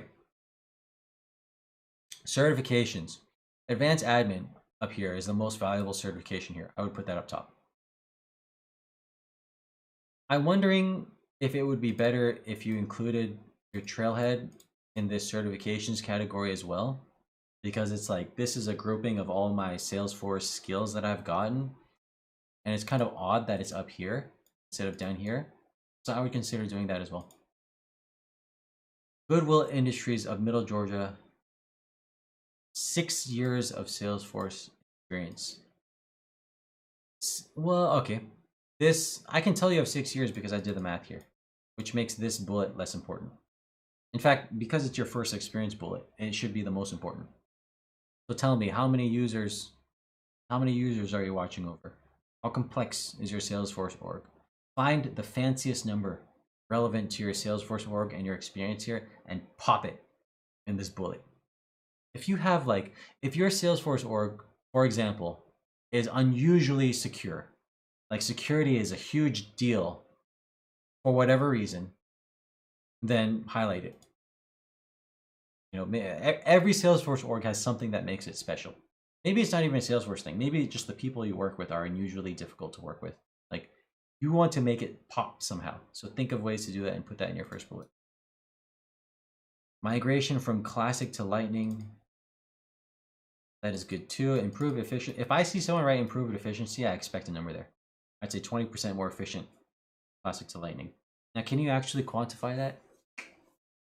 Probably not. But in fact, I might even just remove it. I would just say migrated X people from Classic to Lightning in 2 quarters, 1 quarter, or whatever it is like that. Collaborated with staff to gather requirements, design, deployed a virtual COVID-19 shield. All right. This is interesting. It's got COVID-19. First time we've seen COVID-19 in a resume. Collaborated with career. So you gather the requirements. So this is good because I think when I think of like a traditional admin job, I'd expect this person to have like like people skills. Like maybe the focus of the admin job is the people skills. So the fact that you gathered requirements and you collaborated with people, that's a good thing. But I want you to go a level deeper in here. How many people did you collaborate with? Like, tell me why it was difficult gathering requirements at this position. Was it because everyone was virtual? Was it because there were 30 virtual people, 40 virtual people? Was it because people were in different time zones? Was it because people didn't necessarily have like great computer skills? I don't know what it is, but you want to really, really sell that. Damn, 90% reduction of manual data entry. This is fantastic. This is a great number. Put that up top. 90% reduction of manual data entry. This should be the beginning of this bullet. Then add the rest there. Because I might not read it otherwise. All right, I'm gonna keep going. So basically, you need a few more numbers here. 6 years of experience is a good amount in Salesforce. So that's good. I feel like in 6 years of experience, you must have done a lot of interesting projects. And so I feel like I'm not getting a great sense of that right now. Because let's look at this one, for example. This collaborating with end users, this is something everyone does. But it doesn't give me the context of your collaboration, why it was special, and why you were extra good at it. And so this is too generic, is what I'm saying. Here we go. Maintain Visualforce pages. This is interesting. Does this person have developer experience? I'm confused right now. Develop? Is this person a developer or not? The fact that this is the first time I see anything development related down here tells me that this person is probably not a developer, and it makes me have to assume that the development skills are very low here. By the way, I ignore this section too. Develop reports, continually monitor data quality. Like, give me more numbers here. Give me more numbers here. And I want to get a sense of the scale of your Salesforce work. Are you the sole admin? Are there many admins? Are you the lead admin? Give me more here. You gotta really, really sell yourself here. I think this experience is actually very strong. I have a feeling it's very, very strong. It doesn't fully come out here. I'm gonna keep going. This is all good. And yeah, include some of this, like so the theme with admins is you gotta have people skills. And if so, some of these jobs required you to have strong people skills, I would really focus on that. Oh, this is interesting. This is the same job, this is the same company, but you transitioned from being a receptionist and sales clerk into the Salesforce administrator. That's impressive. Good. I like to see that. That tells me you may be a go-getter, which I like. All right, let's see. Questions. Blanche, I am an admin working on my developer cert, but act as the developer. Okay. I put some straight numbers in here. How many Visualforce pages did you maintain? How much code did you write? 100 lines of code, 1,000 lines of code? Put a number there. How many classes did you? Because if I read the way this is written right now, I have to assume you have 0 development skills. That's the way I read this. But the way you mentioned, you clearly have some, so that's good. Sole admin for 2 orgs. That's great information. You gotta put that here. You gotta say, I am the sole admin of 2 Salesforce orgs. And the reason why we have 2 Salesforce orgs is because of challenge XYZ. That shows me complexity. Complexity. And if you can highlight the complexity of the job you're working in, I think that's really good. And complexity can be technical, it can be people-oriented, it can be anything. But just showing complexity is strong. So I feel like there's a lot of potential here, Blanche. This resume is probably a C, but I feel like there's potential here. So thank you, Blanche. Actually, you're definitely a go-getter. Like, you have to highlight that here, Blanche. You do. 451 Salesforce badges. Transitioning to Salesforce industry. Certifications. Like, I read you as a go-getter, which is very, very good, because I can also tell, and you also mentioned that you're an older person. And people assume with older people that, you know, they're, I don't know, they're stagnant. But you have kind of breaking that mold by focusing so much on learning. And so I would double down on that. Make it crystal clear that you are a super go-getter. Hide some of this so it doesn't make you look older. And you've got you have a great foundation here. This could be you know, be a B+ resume. Should you put working on developer cert? No. No. Instead, you should put, here's a developer project or my GitHub or something like that. Thank you. I really appreciate it. No problem, Blanche. I recognize your name, by the way. Thank you, Blanche.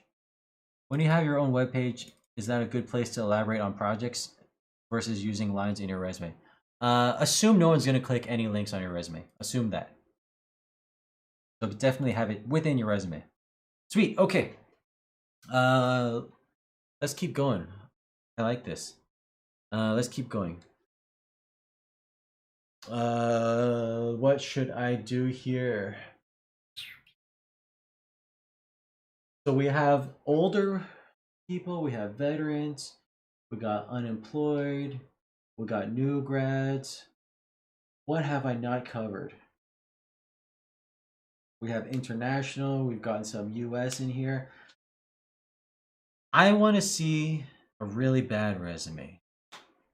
I want to see someone who only reply to this if you have been rejected more than 30 times, 30 times in the past year. Yeah, I want to see a really, let's fix up a really bad resume. If you have been rejected more than 30 times, choose a number between 1 and 30. Give me your code name and give me what kind of jobs you're looking for. If you are rejected more than 30 times, we're going to get a lot of bang for the buck here. We're going to really improve this resume right here.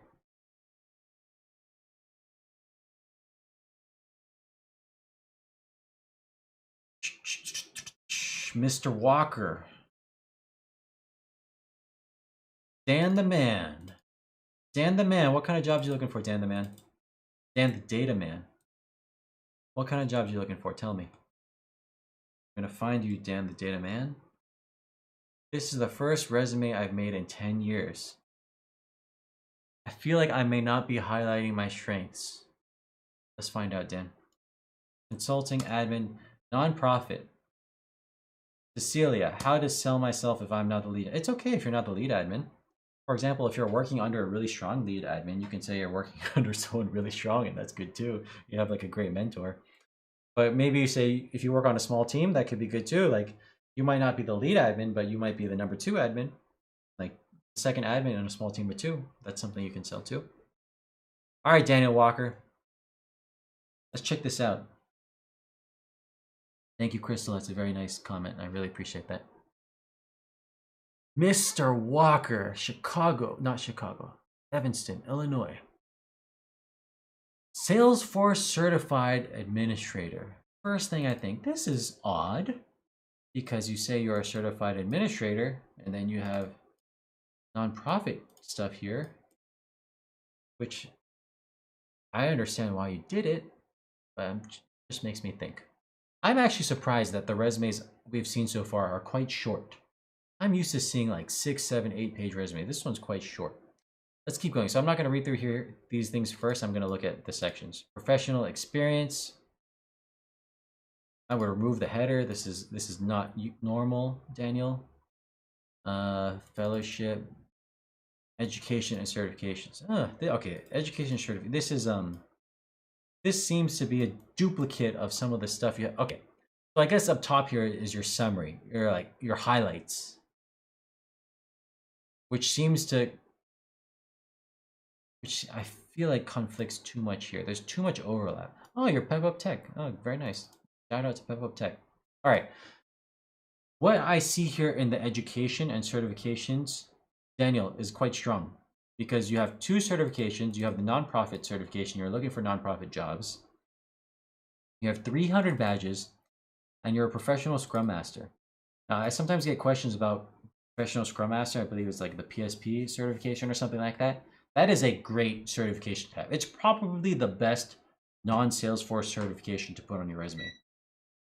So if I saw right off the top of your bat, on the top of your resume, you said, I don't know, nonprofit Salesforce expert, and then you had nonprofit cert, you had admin cert, you had professional Scrum Master, you had Triple Ranger, you had PepUpTech.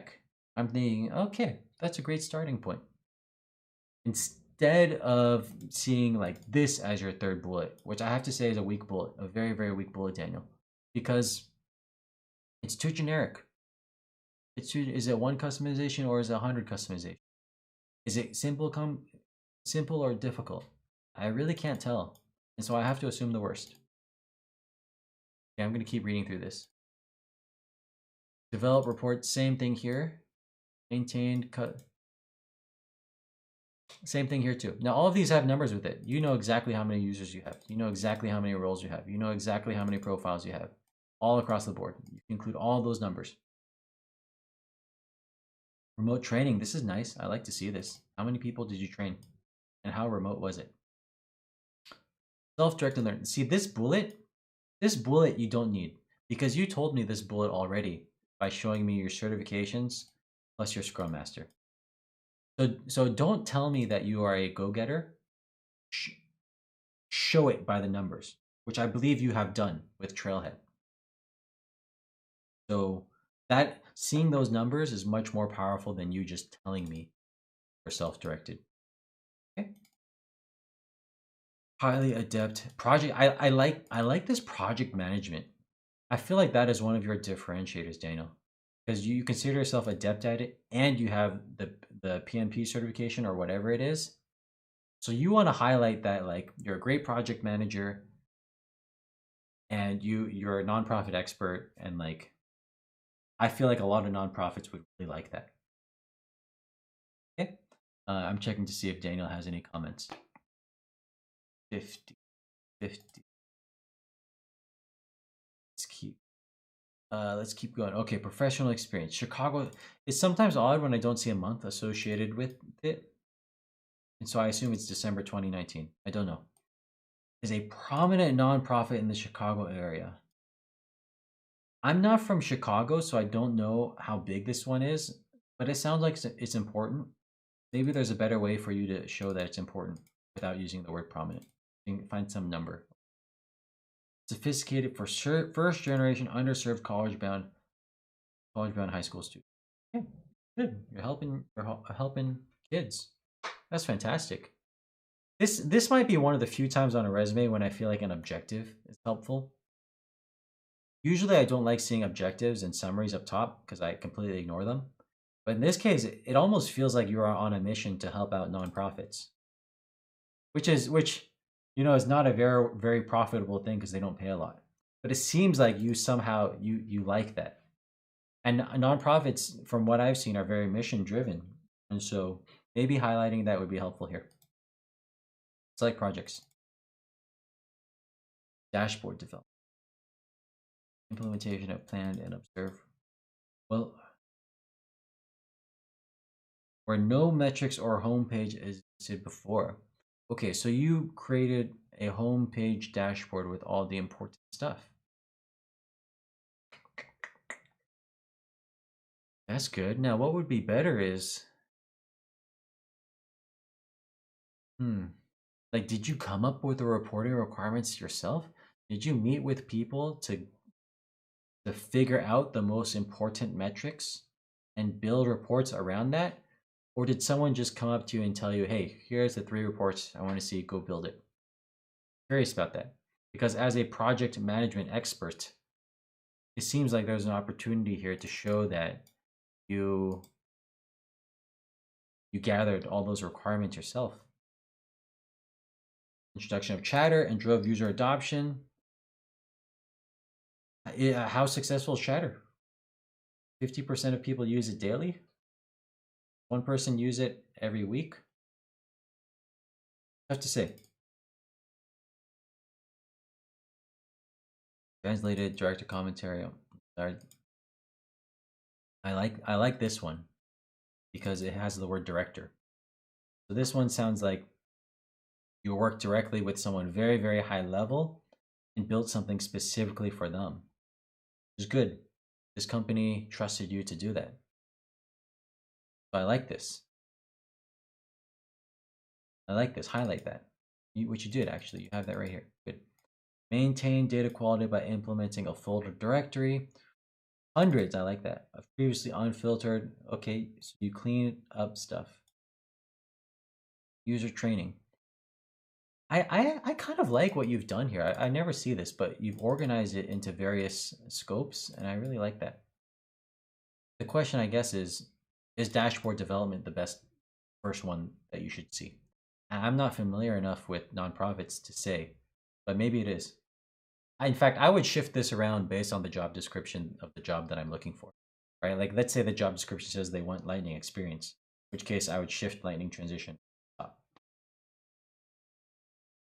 How impactful do you think having a PMP certification is? It's impactful. Like, it is. I feel like every Salesforce org has a lot of trouble, like, organizing projects. I feel like so having that is good. It's the best non-Salesforce. In fact, I would say seeing a PMP cert is better than certain Salesforce certifications. So it is pretty good. MuleSoft certification. I didn't even know that existed. So probably not valuable. Okay. What is this? Reba Place Fellowship. 10 years. I'm assuming this is another property management, social and economic justice. Excellent. Accounting director. Okay, so this is not Salesforce specific. Maybe you should mention that your job title here is like Salesforce something. Well, and it sounds like you have a lot of independence in this org. You might be maybe the sole Salesforce admin or some lead Salesforce admin. Make that really crystal clear up here. All right, I'm gonna ignore this stuff because it's not really Salesforce related, but I think you get the point here. Daniel, I feel like you've got a good foundation here. You need to really make things pop. The focus of this NPSP, project management, and just like your overall mission. And I feel like you could do good stuff here. This is a C that could become a B with nothing other than reformatting the wording. Heck, it could become an A. Like let's say there's a Chicago nonprofit looking for Salesforce help. Like you could really zero in on that, or maybe somewhere near Chicago, like that you are the expert in that space, and a few other people have that. So I think you can really nail this niche that you're making for yourself, is what I'm saying. Good stuff, Daniel. Co-admin. Okay, it seems like you're the co-admin. Then put that there too. Say there's only 2 admins, because I'm not sure if you're like 1 of 10 here or 1 of 2. 1 of 2 is good because that means you have a lot of control. Okay.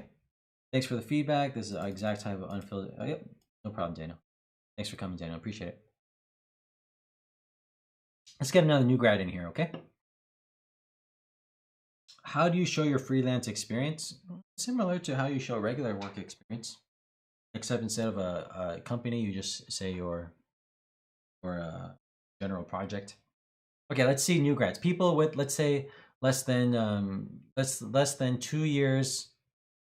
People under the age of 24. Under the age of 24. Pick a number between 1 and 24. Give me your code name and tell me what kind of jobs you're looking for. Under the age of 24. And while you're typing that, I'm going to look at some questions. I got rejected by all companies. So, by the way, so Daniel, so that previous one was for people who had been rejected more than 30 times. I think one one worrisome thing, Daniel, for you is that the nonprofit niche is a pretty small one. So if you keep going for nonprofits, I think you're really limiting what kind of jobs you're looking for, and you might struggle to find regular Salesforce admin jobs because the nonprofit world is so different than the admin world. So because you failed so many times, I'm gonna guess you were going for admin positions. In that case, I might rebrand your resume quite a lot to index less on the nonprofit side. Like I would include the word nonprofit a lot less. Maybe I would get the advanced admin cert to somewhat differentiate yourself, and highlight. Maybe instead of highlighting project management and nonprofit, I would highlight project management. Go really, really hard on that. And don't talk too much about nonprofit stuff. Sweet. Yeah, you can't. Yeah, you're right. You can't get the nonprofit attention. Yeah, that's your challenge here. So yeah, you gotta do a lot of personal projects outside the nonprofit space. Get a lot of regular certifications that are not specific to nonprofit, and then yeah, you can even like this is something I talk about in one YouTube video. Like start your own personal business that is for profit, and then use Salesforce to manage it. All right, new grads between 1 and 30, or people under the age of 24. Yeah, okay, let's see.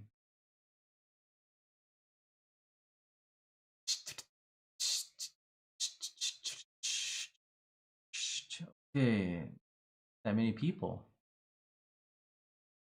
Age discrimination. That is true. This is very clearly age discriminating.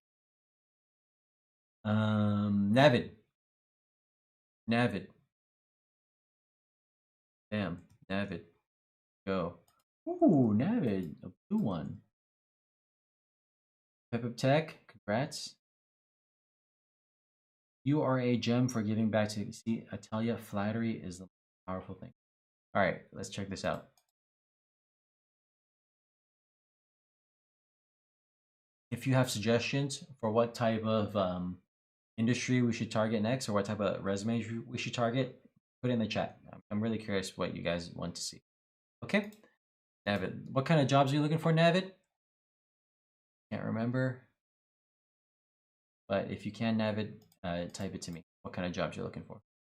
Nice, one-page resume. This is visually appealing. This looks good so far. Okay, let's see. Navid, first thing I'm reading is this stuff over here. You can't see my mouse. Salesforce certified admin, yada yada, a bunch of stuff I'm honestly not going to read. This is really Salesforce certified admin is really the only important part here. Work experience, education. Let me look at your education. You graduated a year ago. Computer science, very nice. Good choice. Okay. You're looking for an admin job. Why is a computer science person looking for an admin job? That's what I'd be wondering if I was reading this. Why not look for a developer job? Virtual academy training. PepUpTech, very good stuff. Love PepUpTech. Love all the people there. Yeah. Staff, bunch of other people I'm missing. Badges. Certified admin. Super badge. IBM. Dean's list. So because you are a new grad, your college achievements are actually quite important, even if they're unrelated to the work you're looking for. So Dean's list, I would highlight that. I don't even know what Dean's list means. Sounds fancy. So highlight that. Projects/internships. Let's see. I was going to say that I would include this in work experience. So here's the thing on your resume. When you're a new grad, you don't want to make it obvious that you're a new grad. You want to make it seem like you have experience. In which case, you want to remove, the years that you were in college. If you are older, you want to do the opposite. You want to make it seem like you're younger. So So, that's just the game we play, right? So in this case, you want to make it seem like you are older than what you really are, David. So like social media intern, for example, I would include that in the work experience section and really pad that section. Remove the years here. Extracurricular activities. Toastmasters. This is a presentation. I like seeing it. Anytime you see new grads with a lot of extracurriculars, this is really strong. I really like this. You have to get more Salesforce certifications. So I think it's worth putting super badges on. Because you put super badges here, I assume you're younger. Oh, snap. All right, we have a super chat. Is that right? Sorry, I'm new to the super chat. Michael Ackley gave me $5. I love if you can help me sort out my resume. Codename excessive hype. Oh, Michael, smart man. Very smart man. Very smart man. We may get to yours next. But let's focus here. Okay. Salesforce Essentials Advisor at Salesforce. You work at Salesforce, Navid. What is Salesforce SMB? Are you an advisor? You're a new grad. And why does this say apprenticeship? That's odd. You want to make it seem like you're very experienced. So take out this apprenticeship stuff. Your Salesforce Einstein learned about. First bullet, most important. The fact that you say you learned about something here, David, makes you seem very junior here. Because this is telling me the benefits you got from the job. Instead, you want to show how the company benefited from you, not how you benefited from the company. Think about that for a second, but that's basically what you want to show. You helped the company, not the company helped you. Salesforce configuration activities, which includes, need a lot more numbers here. A lot more. What is this? Through Salesforce Einstein? Salesforce Einstein is not a hot word that you want to use these days. Because not a lot of people use it. So the fact that you said you use Salesforce Einstein to do a lot of this stuff, that's not that strong to me. Because 95% of the companies you're going to apply for will not use Salesforce Einstein. So if you want to align yourself towards being some Einstein expert, it is a risk. Customer service representative, Geico. Do you guys use Salesforce? Retail salesman. Okay. You I really like you as a new grad because you seem to have done a lot of great stuff. A lot of extracurriculars, a lot of projects, badges, a lot of like intern type of experience, PepUpTech. That's really good. Now, I didn't see your comment on why, like, yeah, it feels like there's this resume is too spread out, I think. We have Salesforce administrator, we have Salesforce Einstein, we have computer science down here. It's not clear to me what you are an expert on, which maybe is fine for a new grad. But if you really want to stand out, that message has to come crystal clear through here. I would get more. This is the type of resume I feel like that would help from a lot more trailhead badges. It would be cool to see 200 plus trailhead badges or something like that. Okay. Yeah, it feels to me that you don't have a lot of strong Salesforce experience, even from this job. But it's hard for me to really tell. Maybe you just didn't capture it well here. And I really don't know what Salesforce SMB. So, like, I don't get the sense that you are the Salesforce admin. Maybe you were. I don't know. It's hard for me to tell. Anyways, a lot of mixed messages here. Got to really crystal clear that up. Okay, that's all I got here. This is probably a C in terms of C, or maybe a B actually, in terms of new grad stuff. But yeah, beautiful resume. Michael Ackley, can you buy my resume review For $5. Well, because, well, you know, short answer is kind of yes, but I don't want to encourage it actually. Um, so yeah, don't donate money to me for stuff. But because you're the first person to donate money to me, Michael, you will get your resume reviewed. Um, so yeah, but what I don't want to start, a bunch of donations for resume reviews. This is the one time I'll do it. So if you do donate to me, thank you. I very appreciate it, especially you, Michael. But I can't promise that I'll do a resume. So, Michael, you are a young person, 93. I assume you're born in 93, which makes you 27 years old, relatively young. Be careful with that. I would take that off like here. Make a new address that forwards all of your emails to this one. But do not show your age in a resume. This is a beautifully formatted resume, by the way. I really, really like it. It's concise. It doesn't use too much white space. And yeah.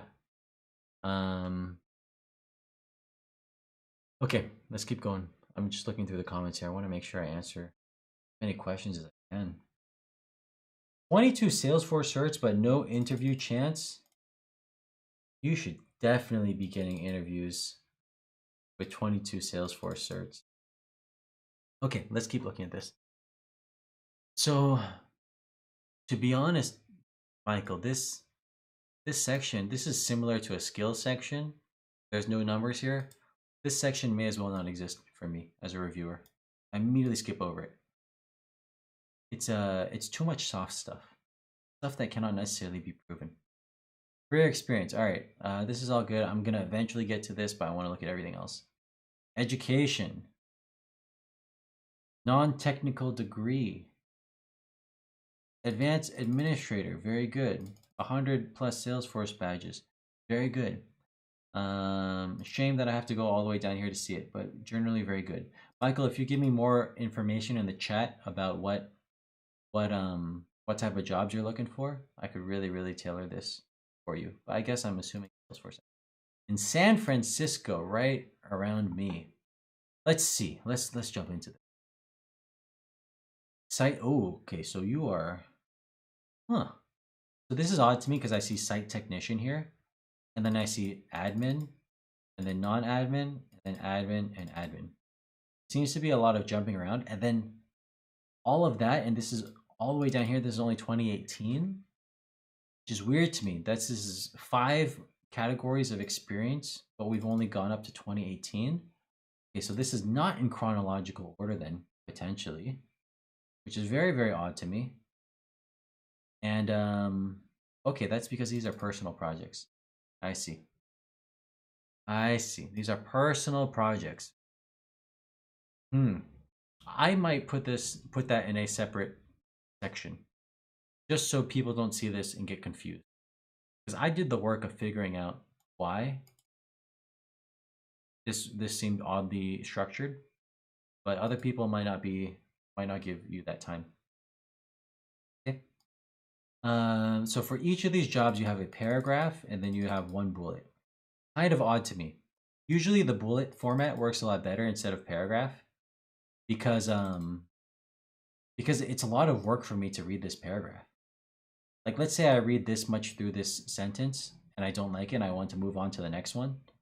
Instead of just like, okay, finding the next bullet, I have to keep reading until I find the next sentence. It's a lot of work. So paragraph format is generally not advised. Maybe just one sentence, no paragraph format. So you are a site tech. Okay, so you... It's weird to me that you were a Salesforce admin and then you were not a Salesforce admin for a while and then you're back. Okay, you have a job gap. Okay, that's fine. There's nothing wrong with having a job gap. Really nothing wrong with having a job gap. But you've tried to fill it up with stuff around here. Now, maybe to fill in your gaps, I would not say these are personal projects. Oh, this is perfect. This is perfect, Michael. Look at this. So this real estate app was a personal project of yours. But you did it to help your aunt and uncle who somewhat own a real business or have a lot of real estate interest. I would personally remove personal project here and just say you were consulting for real estate investors or a real estate company or something like that. Make it seem like your aunt and uncle or a real company. And don't mention that they're your aunt and uncle. If they ask you during the interview process, I'd mention it, but I wouldn't necessarily do so here. Because this would really plug up the gap that you have very well. Yes, this gap from 2017, 2018 to now. So make it more chronological and plug in those gaps, and don't make this look like a personal project. Make it look like an actual business. And I would, and to make you feel less guilty about that, I would spend a lot of time helping your aunt and uncle here, which you probably already are, but just throwing that in. Foamy is in the office overnight. You know Foamy? You know my bro Foamy? Good man. Okay, let's keep going. So you are a site tech doing non-Salesforce stuff. Now it is a danger here, Michael, because your most recent experience is not Salesforce specific, even though you are looking for a Salesforce job. And someone might not give you the time to figure out that you do have Salesforce experience in the past. So that might make your personal projects even more important and maybe pop that up higher in your experience section. Yeah, I feel like your aunt and uncle real estate one could arguably be your top first experience, arguably. But you have to really make it, you have to really sell it. And then I think you could do it. Okay. Now, Ameritech Financial. Now, this is the good stuff because this is your actual Salesforce experience at a big company that people will base on. So I would expect to see a lot of bullets here. People will see, when people see a lot of bullets, they'll equate that with you doing a lot of good work there. So I would minimize the bullets in non-Salesforce positions and maximize the bullets in the Salesforce position. Okay. That's all I have here. Hope that was helpful.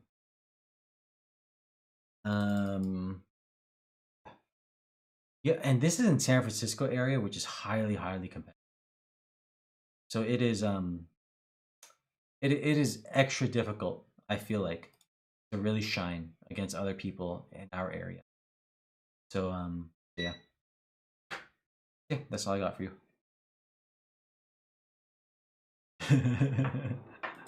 Okay, a lot of people. Okay, how do I review resumes in the most fair way possible? Okay, let me ask some questions first. Is there a difference approach looking for a job with Salesforce with any other company as a sales job with Salesforce? Yeah, I would apply to Salesforce certainly different than I would apply for other companies. That's a good question, Joe. Hard for me to give you more information on that one. Okay. I'm going to make this super fair. How am I going to review the next resume? Here's what I want you to do. First person to tell me 1, my favorite tennis player. 2, their code name. 3, what job they're looking for. I will review your resume. Favorite tennis player, code name. My favorite tennis player, code name. Then what kind of job you're looking for. Let's do that.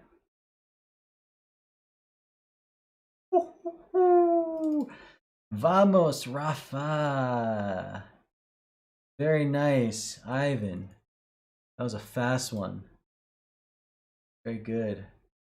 Very good. Okay, maybe after this I'll do unemployed. I want to extra help unemployed people. Okay. Drac Van. Here we go. Andre Agassi. Serena Williams. All great players. Federer, but nope. Nadal. Everyone knows Nadal. Everyone knows Nadal is the best. Come on, people. Okay. All right. So it's almost 8 o'clock. I don't know how many more I'll do from here. But yeah, let's see. Vamos, Rafa. Good man. Okay, let me give you a good review. 1-page resume, Ivan. Forgive me if I'm pronouncing your name wrong. My first thought is I see a lot of white space here. Very, very strange. Not that much text is what I'm saying. So I don't have a lot to work with. This skills section, if everything is maximized, then that tells me that it's impossible to be a master of so many different things. So that actually kind of tells me that some things here may be misrepresented. I could be wrong, but that's the impression I get when I read this. Personal skills. That stuff. Ooh, here we go. So what does this mean? How come this is green and this is fully white? What's the difference between a full bar of green and a full bar of white? And this is like a tiny bar. I'm not sure what that means. I see Salesforce Platform Dev 1. That's very good. And your PMP or your Scrum certification, these are both very good. Okay, so you're a software engineer as a Salesforce developer. You want to be a Salesforce technical architect. Currently training to become... I have experience as a web developer and a training in cybersecurity. Okay, that's what we're working with. Education. Oh, relatively new grad. Okay, maybe that explains why you have very little stuff here. I see. You said it didn't load correctly. That's why not every skill is max. So this usually looks different. So let's just not look at this at this point. Okay, but look at all this white space and see, like, I'm assuming this LinkedIn thing is clickable, but because it was as this image instead of just a link, I might not click it. And so I would be a lot more explicit. You have to be careful when you have too much formatting on your resume. And this one I would say has too much formatting, especially like with these, because they don't come out properly. And so if they didn't come out properly for me, they might not come out properly to whoever's reading your resume.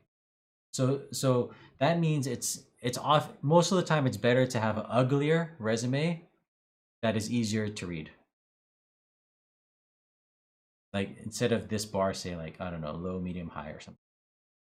Okay, so you want to transition from SAP into Salesforce. All right, excellent. So when I read this, actually, I don't get the sense that you are an SAP person trying to transition. I get the sense that you are a relatively new graduate who started their career in Salesforce and you want to continue your career in Salesforce. So that's very good. Krishna, did you see my donation? I would love to get my resume reviewed. That's funny. Hopefully, let's see. I can't promise. I don't want to make people feel like they have to donate to get their resume reviewed. So it's something I'm kind of careful of doing. I do very much appreciate your donation. So let's see. Okay. Work experience. Sales Cloud for the telecommunications. And this bullet's got to be your strongest bullet. Why were you a good Salesforce developer at Netcracker Technology? That's what I'm trying to get a sense of here. Why were you what makes you a great Salesforce developer there? Did you write a ton of code? Did you use all the latest frameworks, LWCs instead of Visual First? Were you on Lightning? That's what I'm trying to get from here, but I don't see it. Refactor and re-engineer a legacy code. Did you refactor one piece of code or did you refactor 1,000 pieces? Right. I think you guys see the common theme here. Numbers are very important. It's a lot of work to get these numbers, but at the end of the day, it's worth it. So at least 50% of resumes, you gotta have a number. So this section to me, Ivan, is a little disappointing. Because you worked here for what, 9 months or so, I would have expected to see a lot more stronger bullets here. Just something more concrete. Give me something to work with. Give me something that's not very generic. Let's look here. Get PD2, by the way, certification. BBVA. So BBVA, huge company. So this I'm feeling optimistic here. Sales Cloud projects development. For how many users were in the org? How many developers were there? Prove to me it was a complex org where you did complex work. Lightning components development. That's what I like to see. Typo here. One typo on your resume and that's immediately a bad thing. Gotta clean this up. Scrum team developer, nice. So I like to see that because you have the Scrum certification and that you actually applied it to the job is very good. So that's good. Tell me more about the Scrum team. How many sprints were there? Were you the Scrum lead? Tell me more. Continuous integration. That's good. Did you build this from scratch? Did you build it yourself, or were you just using what someone else did? Basically, I think the key message with this resume is it's too vague. I feel like you have great experience, you have great certifications, and you're probably a pretty good developer. You even have the education around it. It just there's not enough information here. Excellent, excellent, excellent.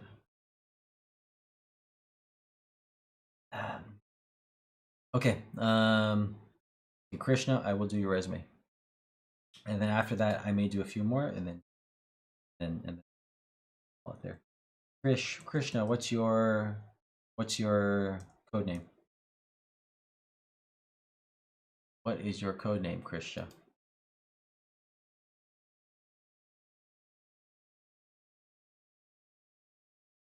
All right, excellent. Let's take a look at this.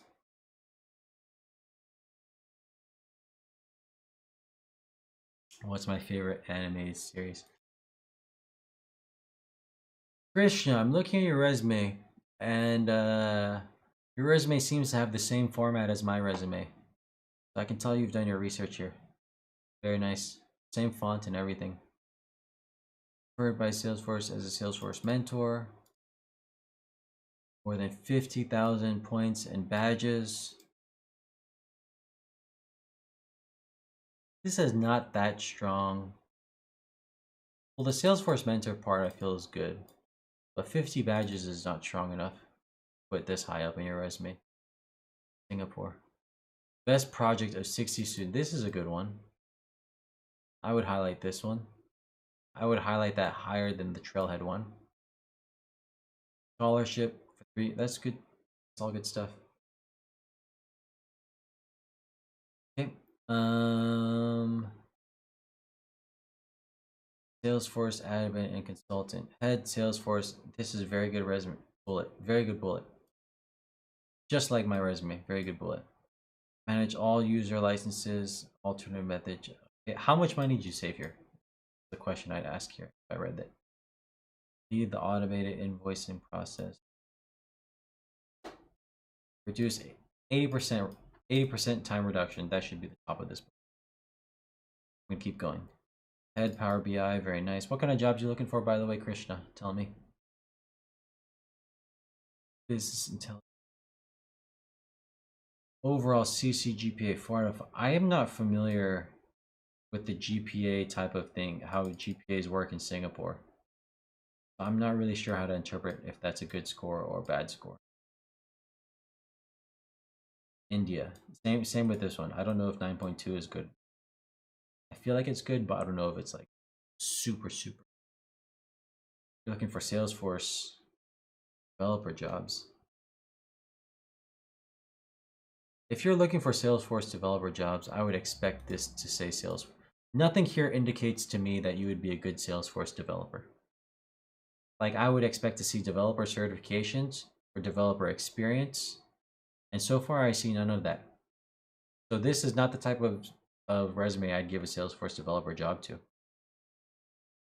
Look, Apex developer, this is hidden right here. I would say head Apex developer, comma, everything else.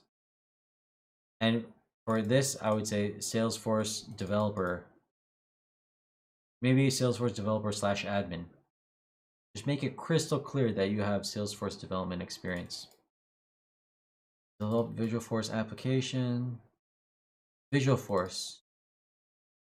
Visualforce is too old. You got to jump on the new stuff.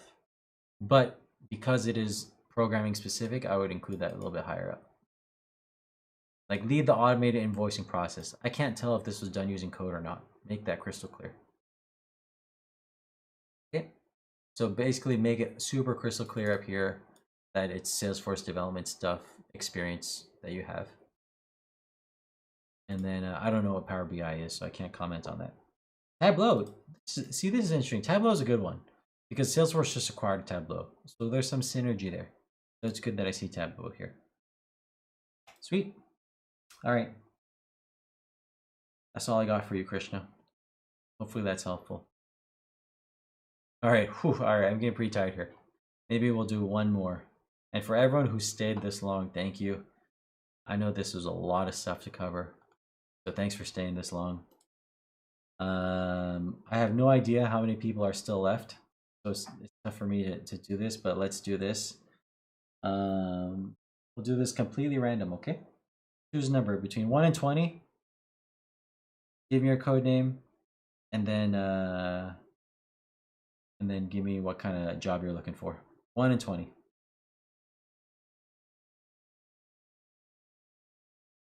1 to 20, please. Let's do this, Justin. Justin Bolner. 10 to 20 developer. 10 to 20 developer? 10 to 20. 10 to 20. Let's go, Justin. Are you sure it's 10 to 20? It's not 1, 10, 20? Justin? 10 to 20. 1, 10, 20. All right, here we go. Might be. Oh, this. You know, I'm glad we're doing yours because I read your thing, and this struck to me as one I really wanted to do. Thanks for taking the time to write all that out. Rock and roll. Dallas, Texas, 1 page. Good. Salesforce certified administrator is not a very powerful thing to say these days. That just tells me you have the admin cert, which is nothing these days. So your first 3 words got to be more powerful than this, Justin.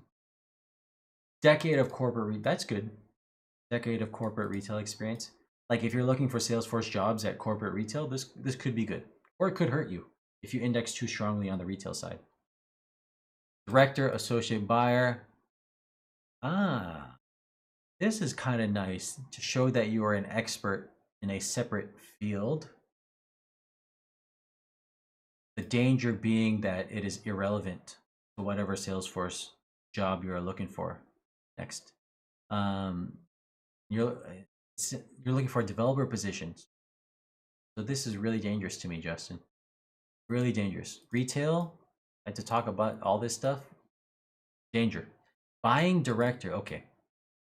More danger because I guess you're trying to transition to go towards the Salesforce industry. That's what I'm getting here.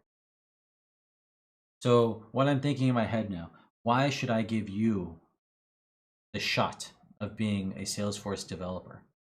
What in your resume indicates to me that you will be a good Salesforce developer? And even if you don't have experience as a Salesforce developer, I would expect projects or certifications or something that gives me that. Certified admin. Nope. Amazon Web Services. Nope. So far, you're going to be a dev, but I've gone through 2/3 of your resume and nothing indicates to me dev. Let's keep going. Texas A&M, great school. Not a computer science degree, which is fine, but I'm still looking for that developer. Volunteer. So even your volunteer is not hitting me strong on the developer side. Interest either. You know, I generally like seeing the interest section, by the way. We haven't seen many resumes today that have that, but I generally like to see it. But there is, at this point in this resume, there is no way I give this person a developer shot, because there is no indication that this person would be a good developer. I can't even tell if this person is interested in being a developer. Now, I feel like the admin side is more arguable here, Justin, because you have the admin cert, but that by itself is not enough. So I think there's been a lot of transition questions here.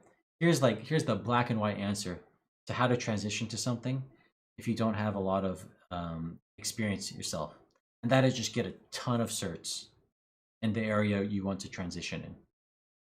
A ton of certs and do a ton of personal projects there. So let's say this is dev. In this case, I would get Platform Dev 1, maybe Platform Dev 2, JavaScript developer one, anything like that. And I would also have some websites that I've personally built using Salesforce development that I can perhaps link to, or a GitHub or something like that. Like that would give me more of an indication that you have interest and strength on the development side. See, at this point, if I know you're applying for a Salesforce development job, I'm not even reading any of this stuff because none of this stuff has anything related to development. Now, if I was hiring you for a retail position, this would be fantastic. But because you're applying for a development job, you have to cater your resume towards what you're applying to. So that's what's going on here.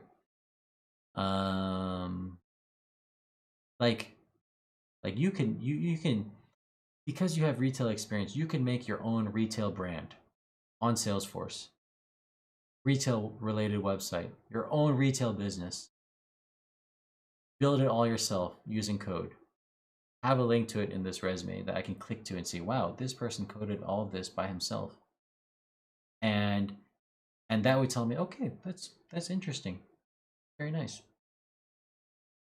So a lot of projects, a lot of certs, and yeah, that's the way you transition.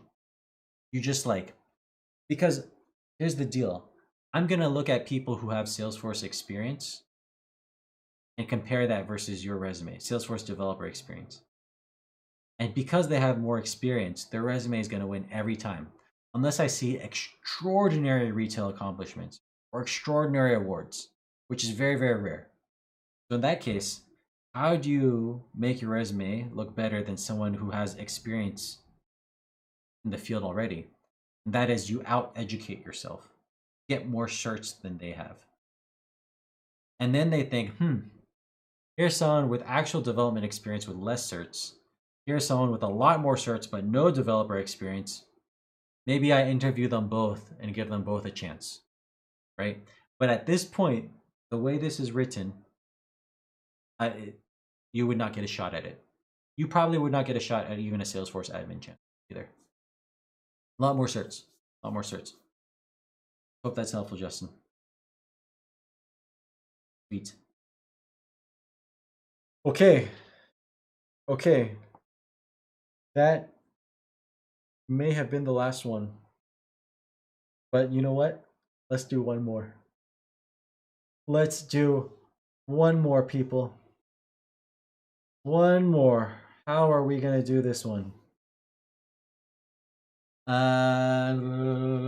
Here's how we're going to do it. Let's see. I wrote down on my whiteboard here a bunch of things I could ask. One more.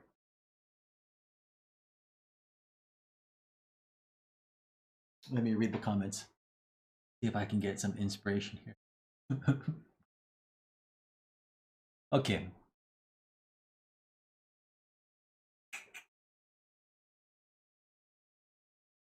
I'm having trouble with this one. Let's make this one completely random. Completely random.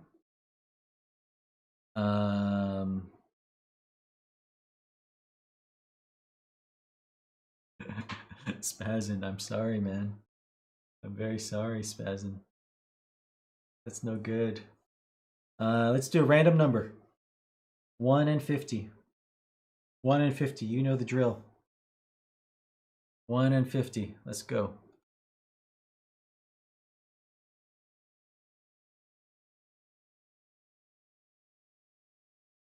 One and 50. Give me your code name, and give me what kind of job you're looking for.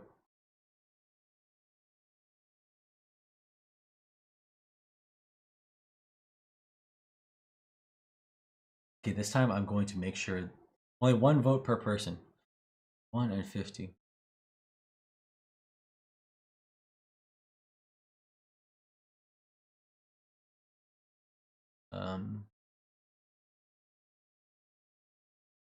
Not seeing number I'm hoping for, but I see one close enough. Jaron Jacob, Jerry, Salesforce Admin. Check this out. Jerry wants to be a Salesforce Admin. Final year of college grad, Salesforce enthusiast, pandemic.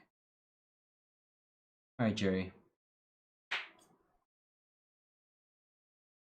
Let's take a look at it. One-page resume.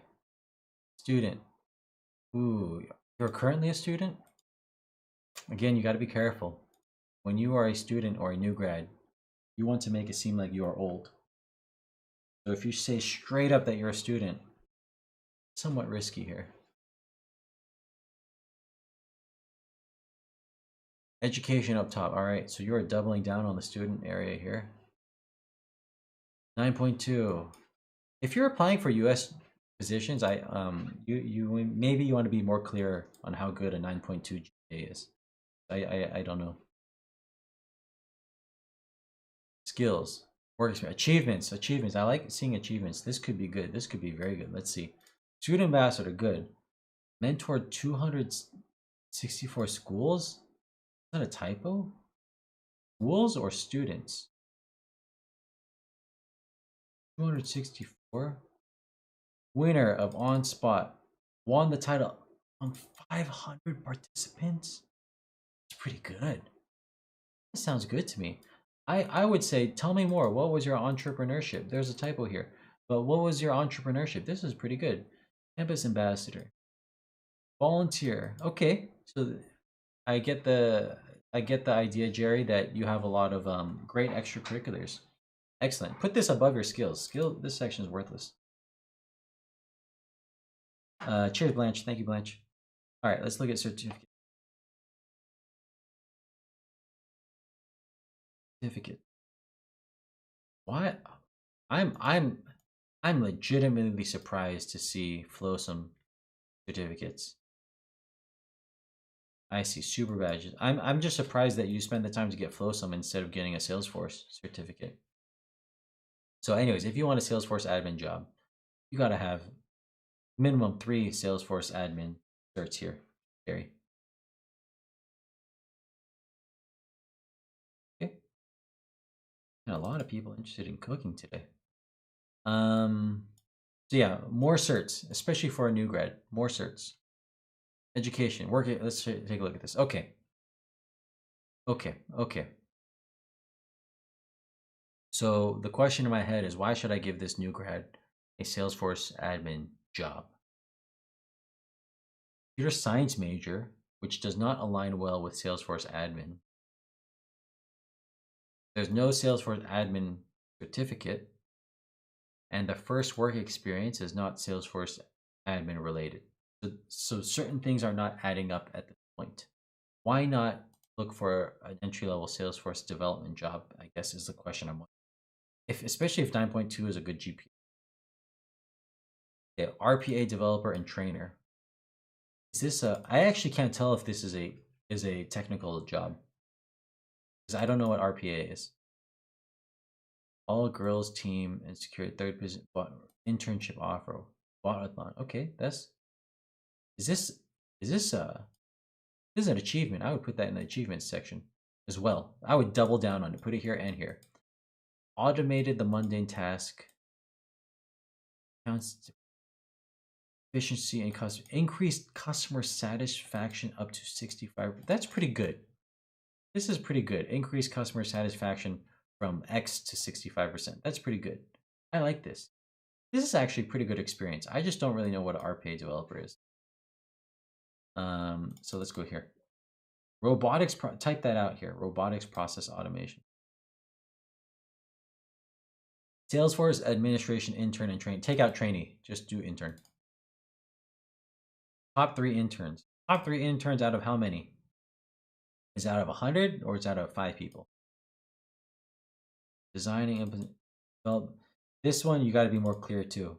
What I'm trying to figure out is, have you actually coded in Salesforce, or are you just saying that you've done stuff in Salesforce? You got to make it super clear here. How many Apex classes? How many LWCs? Yada yada yada. So for here, generally you need a lot more Salesforce in this resume. A lot more Salesforce. So this Salesforce section, maybe extend this all the way to the bottom with just various Salesforce things. More Salesforce certs here.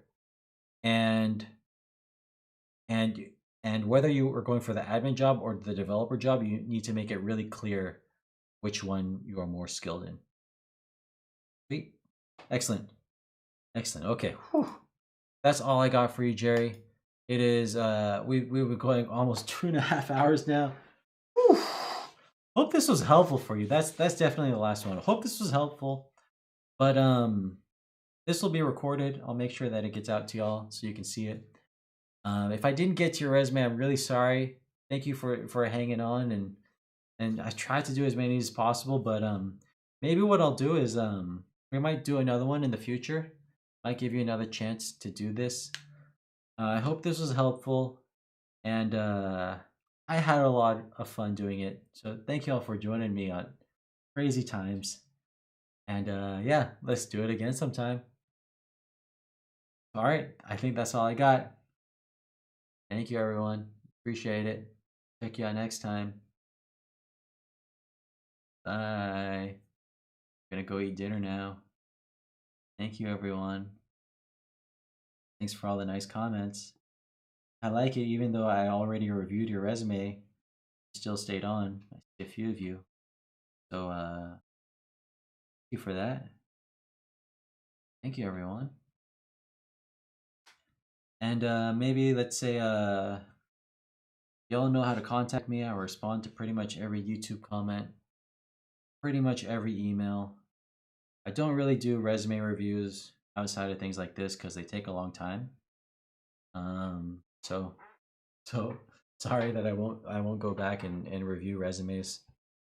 But I'm gonna try to figure out a way to, like, so what I feel like I've seen here today is like every resume I've seen has usually some pretty crystal clear things very quickly they can do to dramatically improve the resume. And so like I somehow need to teach people how to do that. And I guess it's hard to do that without actually looking at resumes live, seeing like the variety of ways to improve a resume. Because for every resume, it might be different. I'm trying to think like, is there a YouTube video I can come out with to really, really make it clear to people how to do it? But I don't know. Maybe there is. Maybe there isn't. Maybe the only way to do this is through some sort of live resume. But we'll see. Yeah, I do feel like there's a big opportunity.